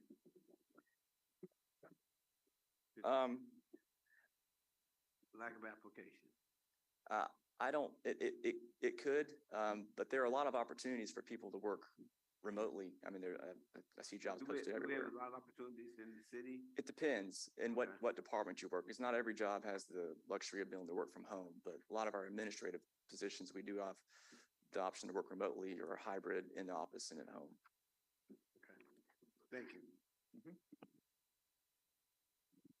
So this is City of Wilmington specific data. All right. We have seen a 15.3% increase in our number of job openings and postings, but we've seen a decrease in the number of applications, down 24.3%. So we're too seeing this big gap, the number of openings versus the number of applications. So our pool has gotten smaller. Yes, sir. So go back a slide, please. So if the number of jobs are up 15.3%, and the applications are down nearly 25%, what do you think is the issue with that? This is seen across the public sector. I think the issue is just the lack of labor. The number of job openings far exceeds the number of unemployed people we have in this country. And so there's just a true lack of labor. Wilmington itself, and I'll show this in a minute, the unemployment's at 3%, which means we're at full employment. If you want a job in Wilmington, you can get one. But, and not to jump ahead to the next slide, but that also factors in the people who have just stopped looking for a job. Correct. So it doesn't mean that they've gotten a job. It means they just stopped looking. And so that may feed into this as people have applied to the city over the years and have not gotten hired, haven't gotten an interview. So they just don't, when they see a listing for the city of Wilmington, they just don't apply. Right. And so, I am insinuating that we should do something instead of just going with the trend, and not saying that we are, but. Oh, absolutely. No, in these departments in HR, we're working hard to get people to apply, and I'll talk about this in a couple Okay. slides. Like I said, I won't jump the gun. Yeah. All right. So this is again looking at City of Wilmington, our number of applications per job. It just shows that, 2020 pre-pandemic, we were at 43.6 applications per job, and now we're down to 26.3. All right. So one of the things we wanted to see was what impact the compensation study had on our workforce since it was implemented early last April. And I'm happy to report that we've seen a positive impact from this investment in our workforce. So if you look at the left-hand chart, that's 6 months prior to the implementation of the comp study. We hired 84 individuals, but we lost 99, so we were netting down 15 positions. 6 months since or after implementation, we've hired 120 people, and we've lost 92, so we're 28 in the positive, which is awesome. So our hiring has increased by 32% over the same time last year. Our terminations have decreased by 19% over the same time last year. So this is some good news. Yes, sir. The term terminations to me means somebody was fired. Termination in your lingo is just, they just left. Yeah, job change career, correct.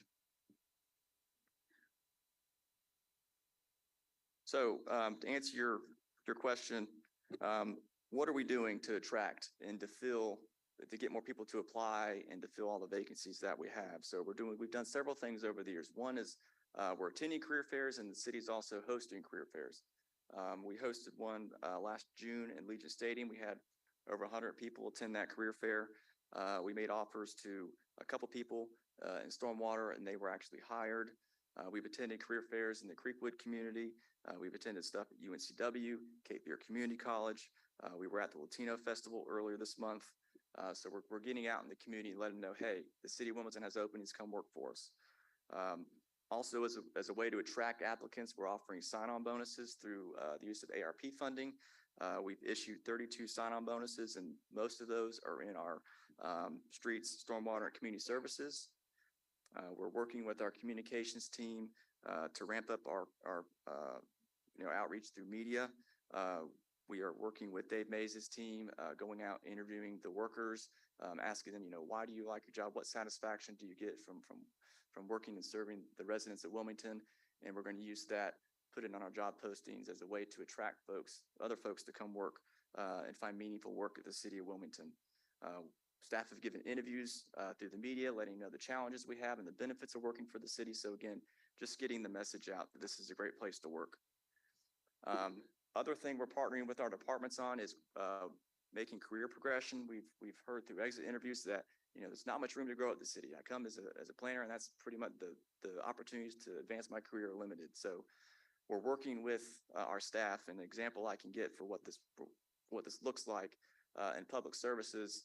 You can come in as an equipment operator 1, operating basic equipment, and then when you get your CDL, you have an opportunity to move up to equipment operator 2.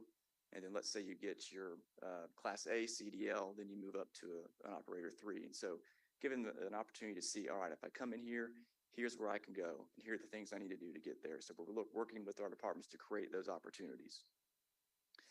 The other thing that we've done to help public services, many of those jobs require CDL licenses. And we used to, in order to come work for the city, you had to have that license in hand. We've actually relaxed that requirement. We now have staff that are trained to provide the skill training to the employee, provide them the equipment, and we give them the time to get that CDL. So it's opened up our applicant pool even more, which is a good thing. We've seen some success of that in streets, stormwater, and in recycling and trash. We have a team of internal staff that are looking at all of our hiring practices and our policies and looking at things that are make us more attractive to increase our applicant pool. We're going to be bringing some of these changes forward in the coming months and through the budget process, so stay tuned for some of that.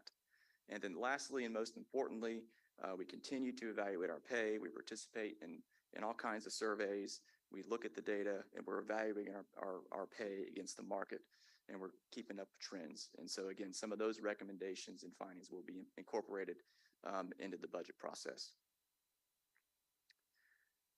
So as we look at what the labor market looks like, and I know we had a great presentation from the professor at UNCW,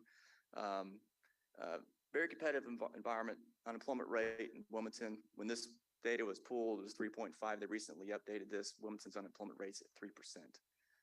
So again, if you want work in Wilmington, you can find work. Hopefully you'll want to come work for us.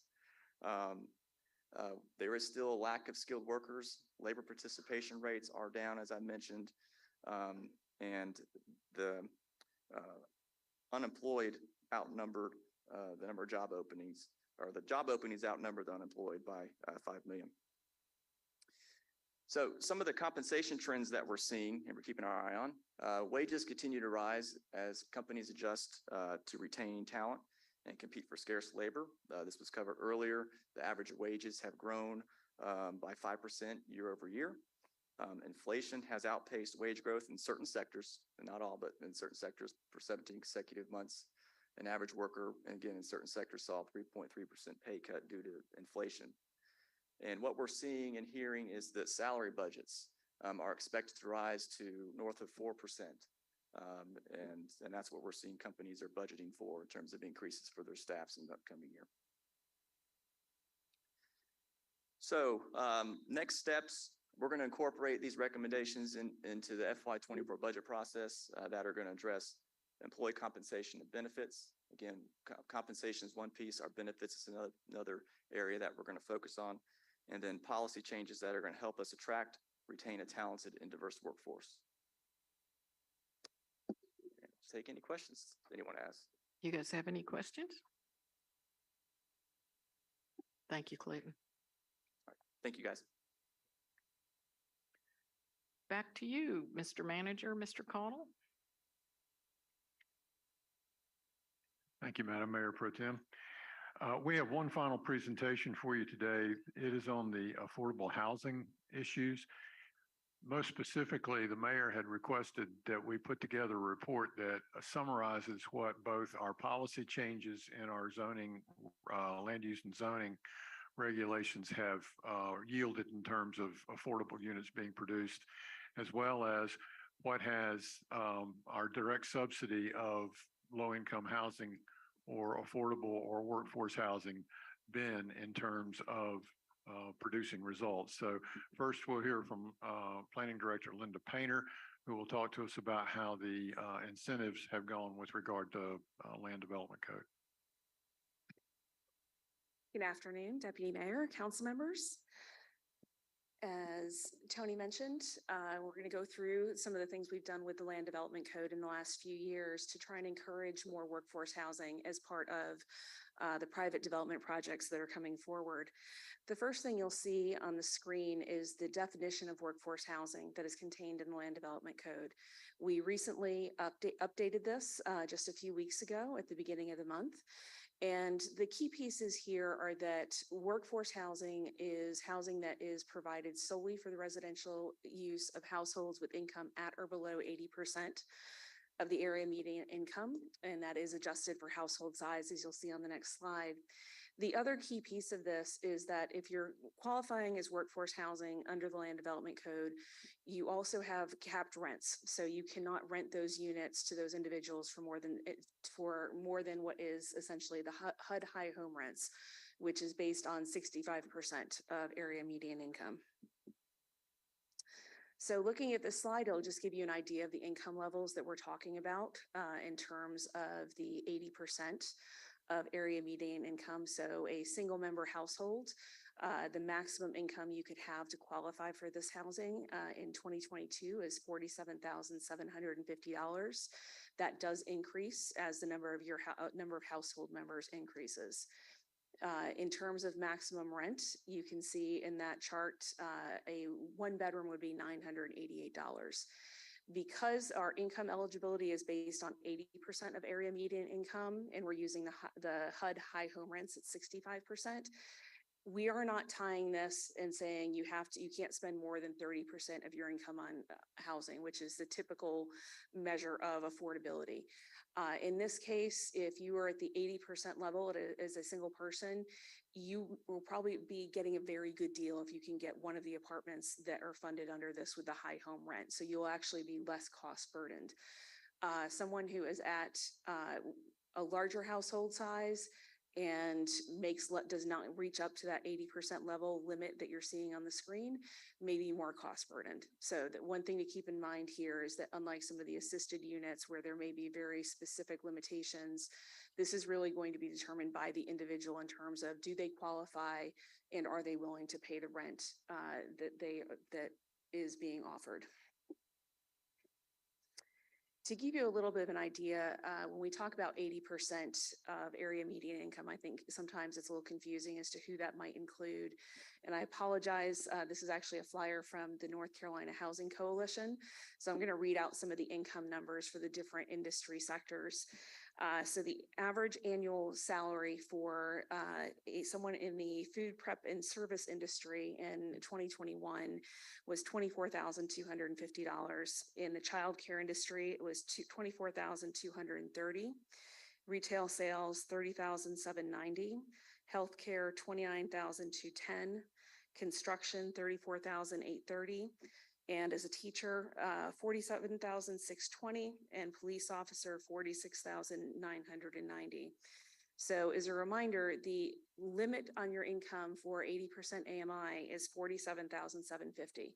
So these average annual salaries, if you fall within those numbers as an individual, you would qualify in those sectors as a single individual for housing in one of these units.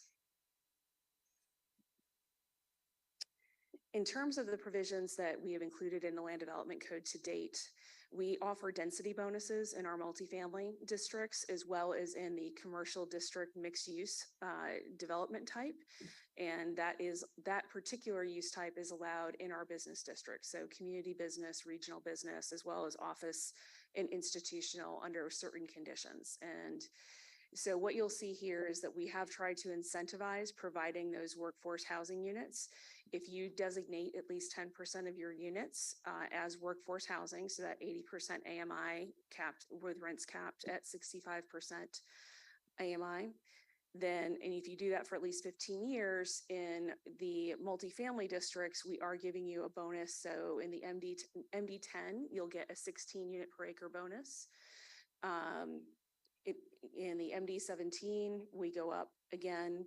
And then with CDMU, we actually go to unlimited so that you literally have no limit on the number of units per acre that you can do in the CDMU use if you use these intensity bonuses.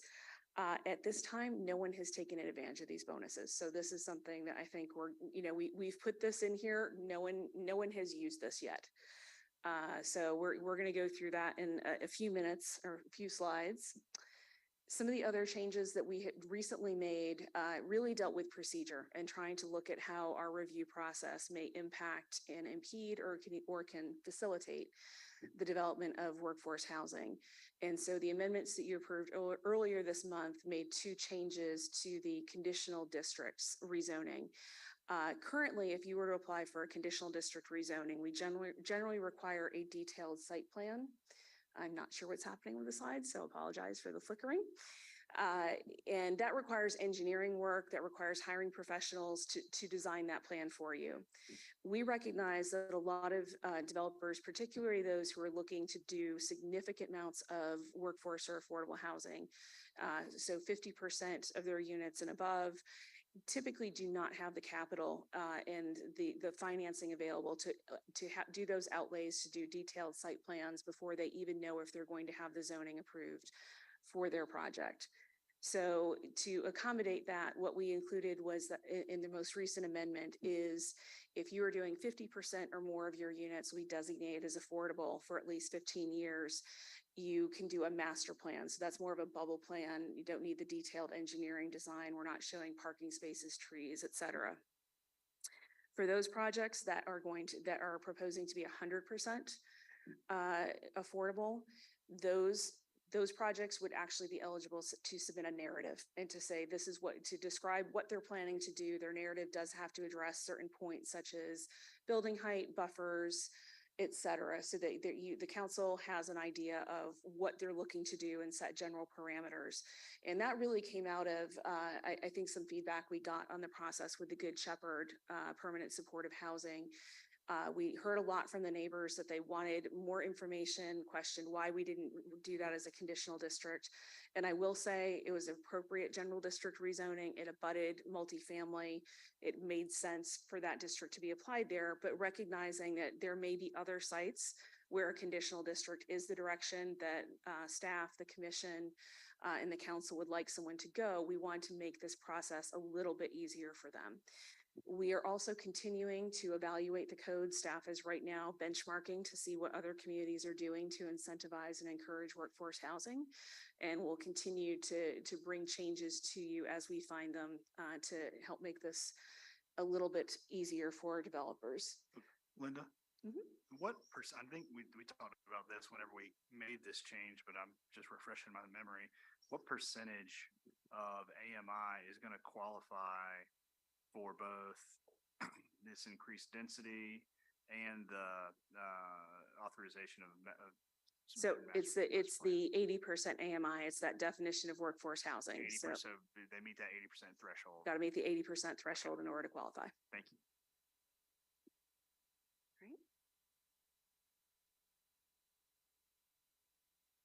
So this slide, while I mentioned that we have not had any density bonuses, that does not mean that we have not seen any success with getting workforce housing units included into market rate projects. And so on the slide you have before you, and this runs from 2020 to present, you will see that we have several projects which have included some level of affordability in terms of workforce units. All of these, with the exception of Canopy Point. Canopy Point was actually originally approved in the county before it was brought over, and that is an assisted project that Suzanne will give you a little bit more information on following this presentation. All of these were essentially developers volunteering as part of the conditional districting process to add this limitation. And so that's why you'll see a variation in terms of the number of units that are designated, the terms. Some of them are 10 years, some are 15, some start with final occupancy of the last workforce housing unit. So if they have 20 units, when that 20th occupant moves into that workforce housing unit, that's when that 15-year timeframe starts. Some of our other ones are 10 years from issuance of the final certificate of occupancy. And I think most of these have really been through negotiations with developers. I know the Planning Commission frequently asks about affordable housing. You frequently ask about affordable housing. And so this is what developers are coming back with. And what we're seeing is just a variation in terms of in the terms. There's no consistency between the different projects. And so on that slide, I will say that we have 92 units that will be included in market rate projects, plus the 72 units for Canopy Point, which is a 100% assisted project. The general rezonings that we've had in the last 2 years that will support affordable housing are Starway Village and Good Shepherd. Both of these will be 100% affordable. Good Shepherd, we are estimating that they will be able to do up to 33 permanent supportive housing units. And they are the first project that we think will actually take advantage of that density bonus that was mentioned earlier, because that site is only about an acre. So with the additional density that they can have, they can get up to 33. So assuming they get up to that maximum, and Starway Village right now, I understand, is about 278 units. That would be a total of 311 units that will be coming on based on the general rezonings. So with that, unless there are any additional questions, I will turn it over to Suzanne Rogers. The canopy, is that the one that was in the satellite annexation area? Okay. And this probably doesn't make a whole lot of sense, but any of these projects that are doing the workforce units, whether it be a percentage or all of them, I'd sure like to see them move to the front of the line when they go in for all of the requirements that the city puts on. Because that can create a lot of added expense. Other questions, concerns? I have one. Linda, you said, Kevin? Sorry. you said, which one was the one you said we haven't seen any projects been implemented yet? Was that the change? It's the density bonus. So at this point, because Good Shepherd, that was a general rezoning, we identified it and said they can do up to 33 units if they use the bonus. We expect that they will. But we have not seen any projects that have used the density bonuses We to haven't date. seen anybody take a MD 10 from 10 units an acre to 26 units an acre yet? No. Is it just not penciling? I think that's one of the questions, and that's going through this exercise has been good for staff because we're looking at this and saying we're offering these bonuses. And I believe some of these, keep in mind, not having been here, I believe these bonuses may have been introduced with the new land development code. So that hasn't even been in effect for a year yet. But those are some of the questions that I think we need to ask is, we're offering these bonuses. Why are they not actually moving to getting people interested in doing this? And then one more just follow up. So, max density on an MD 10 units an acre. It says max density with the bonus of 36 units an acre. How would somebody get from the 26 units to the 36? Is it still just the 10% designation? Yep. So the maximum density for the MD 17 so the maximum density for both the multifamily districts is 36 units an acre. And in order to accomplish that, it's 10% of your units are designated as workforce housing.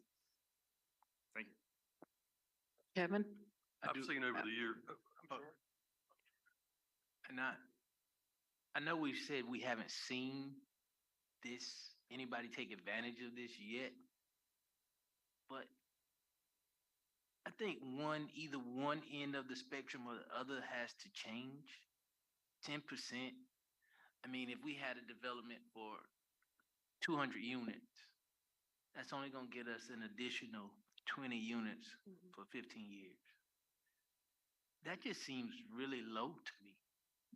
Maybe it's just me. So I don't know if we need to change that 10% number or if we need to change the 15 years. And I know it seems difficult because no one's even using it yet. And we don't know why. But I just think those numbers are really low. And I just want us to look at it. One of the things that we are doing is staff is benchmarking. I have not seen it yet. We're actually meeting this coming week to see what other communities in the state are doing for affordable housing. So we'll get a sense there and staff has told me a little bit and said that that term, in terms of the number of years it has to be affordable, they're finding a very wide variation on that. Thank you. Any others, Mr. Barnett? No? Okay, thank you. Okay, we'll advance these for Suzanne.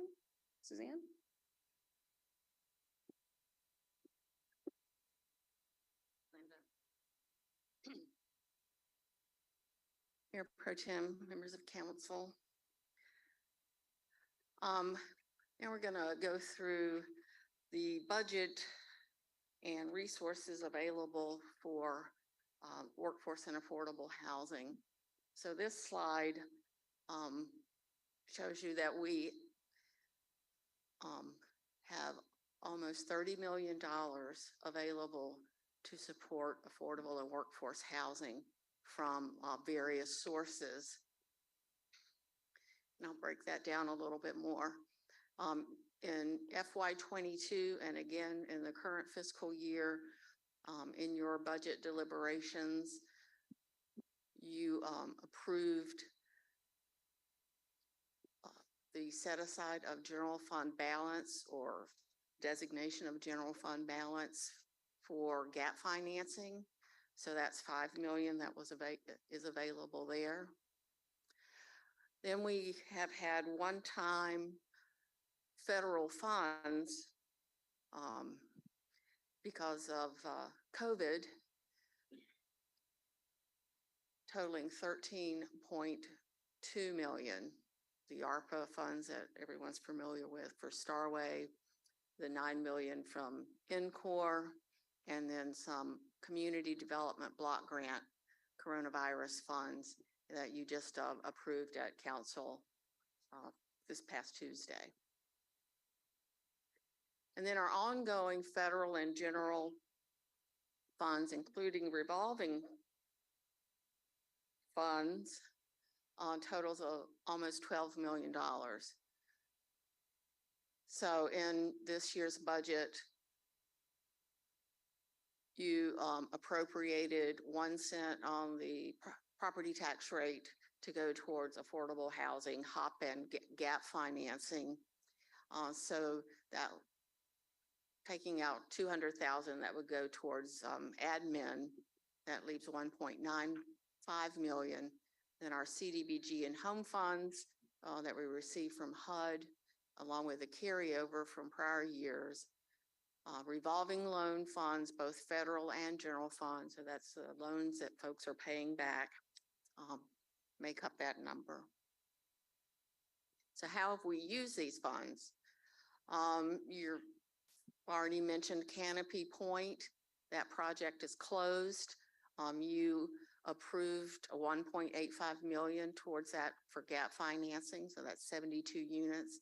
In the pipeline, we have an application from Gervais Telesis to rehab those units. They're on 3 sites, Gervais, Dove Meadows, and one off of Coville. That's totals 83 units that were damaged during Hurricane Florence. They currently are occupied, but there is remaining work that needs to be done.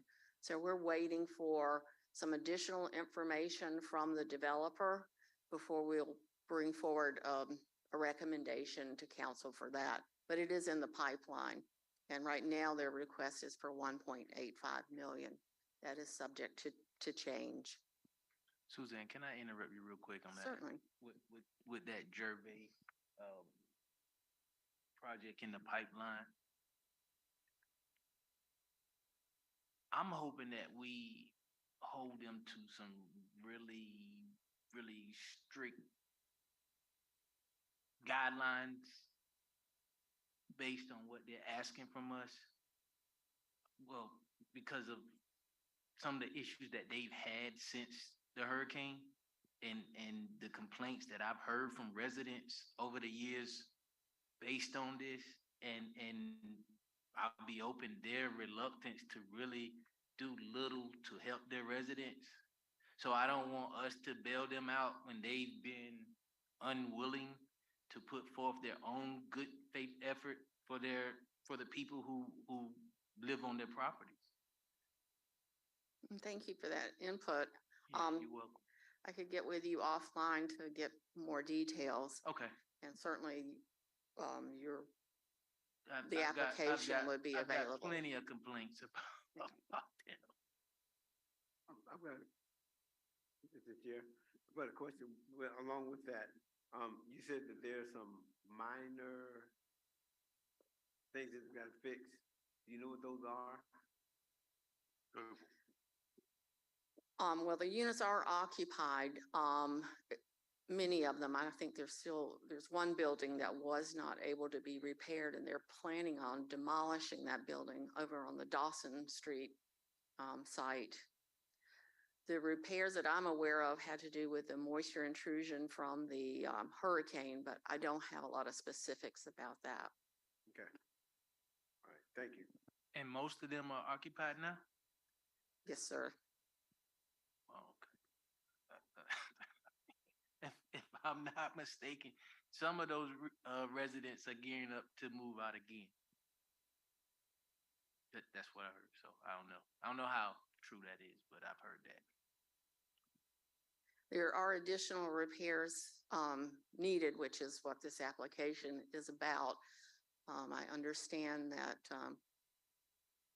the materials used in the original construction are failing, and that's a big part of the problem. We have their construction scope of work and the specifics. They have provided that, but we're still waiting for more information. And they've been slow to provide the additional information that we need. So, but they did receive, just for your information, they have received a tax credit award. So they do have the bulk of their financing in place. Okay. We'll see. So out of that 5 million in general fund balance, there's 1.3 remaining. And of course, we've heard a lot in the media lately about the Starway project, and you just approved Driftwood. So that utilizes all of our one-time federal funds, 13.2, to bring on 293 units. And then for our ongoing programs, being the first quarter, we have a lot of loans in the pipeline, but loans are slow to close because of the shortage of inventory. You'll recall that you recently approved revisions to our underwriting guidelines to increase those maximum loan amounts, and we are seeing some movement there. Staff is particularly focusing on working with our home buyers to help them locate and really consider fixer-uppers with a rental rehab program.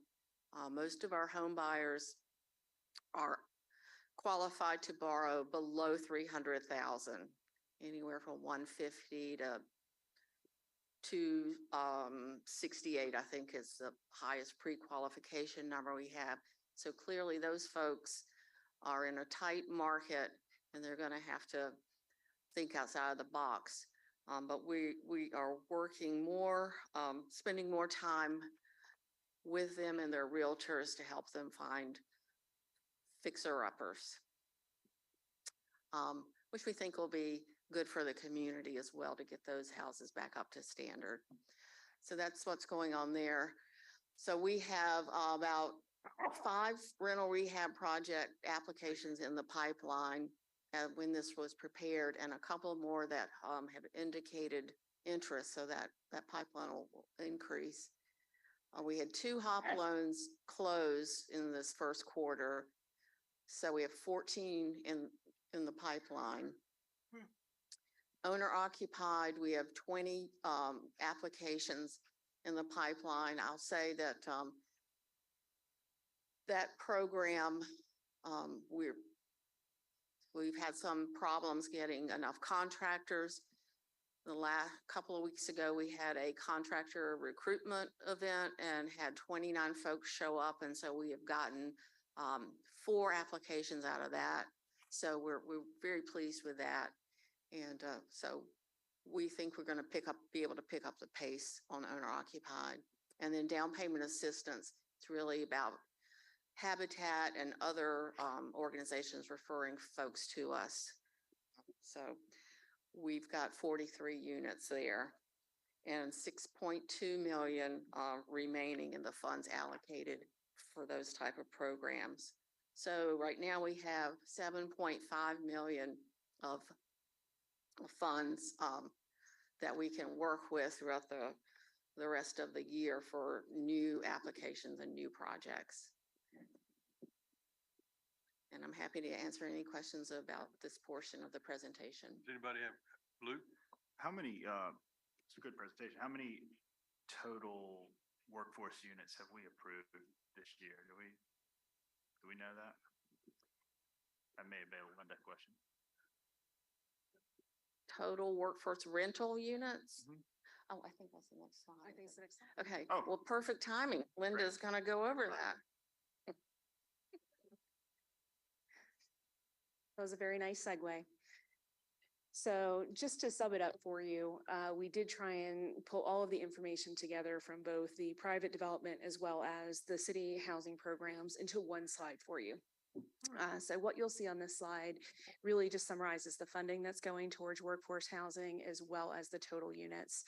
And of the 29.98 million that we have, the two pie charts show you that we have about 9.28 million that is committed.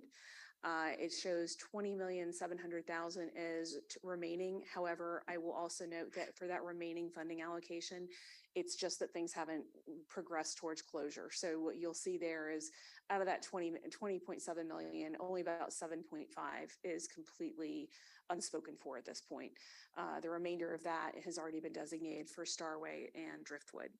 In terms of the number of units, 583 units combined between the assisted housing programs as well as the development. And we did not double count there. So where we had, for example, the Starway or Canopy Point, those were pulled out because they're already in Suzanne's numbers. So we did not include those in the numbers you see there.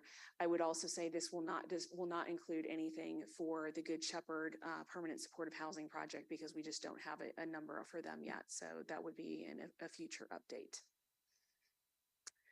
And then any questions on that before I? And then just the last slide, in addition to the specific workforce housing initiatives, so the ones that, what we've talked about this afternoon have been developments and units that are specifically limited to people who are making a certain income and where we're capping the rents. In addition to that, the Land Development Code has really made, tried to make an effort towards increasing the diversity of housing stock that's available in the community through changing regulations related to accessory dwelling units, duplexes, townhouses, quads, courtyard housing. And so what we wanted to do is also show you that in addition to kind of those actual designated workforce units as part of the larger projects, what we're seeing is what we're seeing in terms of numbers. And so since December 2021, and I will say there may be a little double counting here. We did our best. Unfortunately, trying to pull the permit data and compare it to rezonings is not as easy as we would like at the current time. But you'll see that we have approved 42 accessory dwelling units, either through conditional districts or just through zoning permits. We have 43 duplexes in progress for a total of 18 units, 12 triplexes, 36 units, 35 quads for a total of 140 units, 147 townhomes, and 61 courtyard housing units. Additionally, we do have 32 tiny homes, and that is Eden Village. So that is housing for the chronically homeless. So that's probably the only pure, I would say, true workforce or affordable housing that's in this slide. But we did want to show you that we are trying to diversify that housing stock. And while there are no rent limits on these, there are no income requirements in terms of who can live there. Our hope is that by increasing the number of housing units and the diversity of the housing stock, that hopefully we'll start creating some naturally occurring affordable housing. Anybody have any questions? Yeah, just got a question. First of all, good report. Thank you guys for all that you're doing. Do you know the number of people that are still in hotels and that would relate to the Gervais and stuff? You don't have- No, so I'm not aware. I don't know that. That would be information that was available through the Wilmington Housing Authority. We don't have access to that data. Okay. All right. All right. Awesome. Thank you. I guess the real challenge is, even if a person had a voucher and was trying to find a place to live, the challenge is, they can't find a house that, a realtor or a renter who would be willing to take that. Is that it? That's the real challenge? Suzanne, do you have? Challenge. I'm assuming you're referring to the Section 8. Yeah. Just Section 8 vouchers. Yeah. Are you aware of any issues with Section 8 voucher acceptance? Councilman Barnett, that is what we're hearing from some of the providers who work with folks for rehousing, that with, and I think from the Wilmington Housing Authority staff, that folks are having a hard time having their vouchers accepted. There's just a lot of competition. Okay. All right. Thank you, guys. I understand it's quite an extensive waiting list. I mean, just, and I can understand why, but that goes to Cliff's point. I mean, it's just, we have a lot of need and very little inventory. Does anybody else have any questions?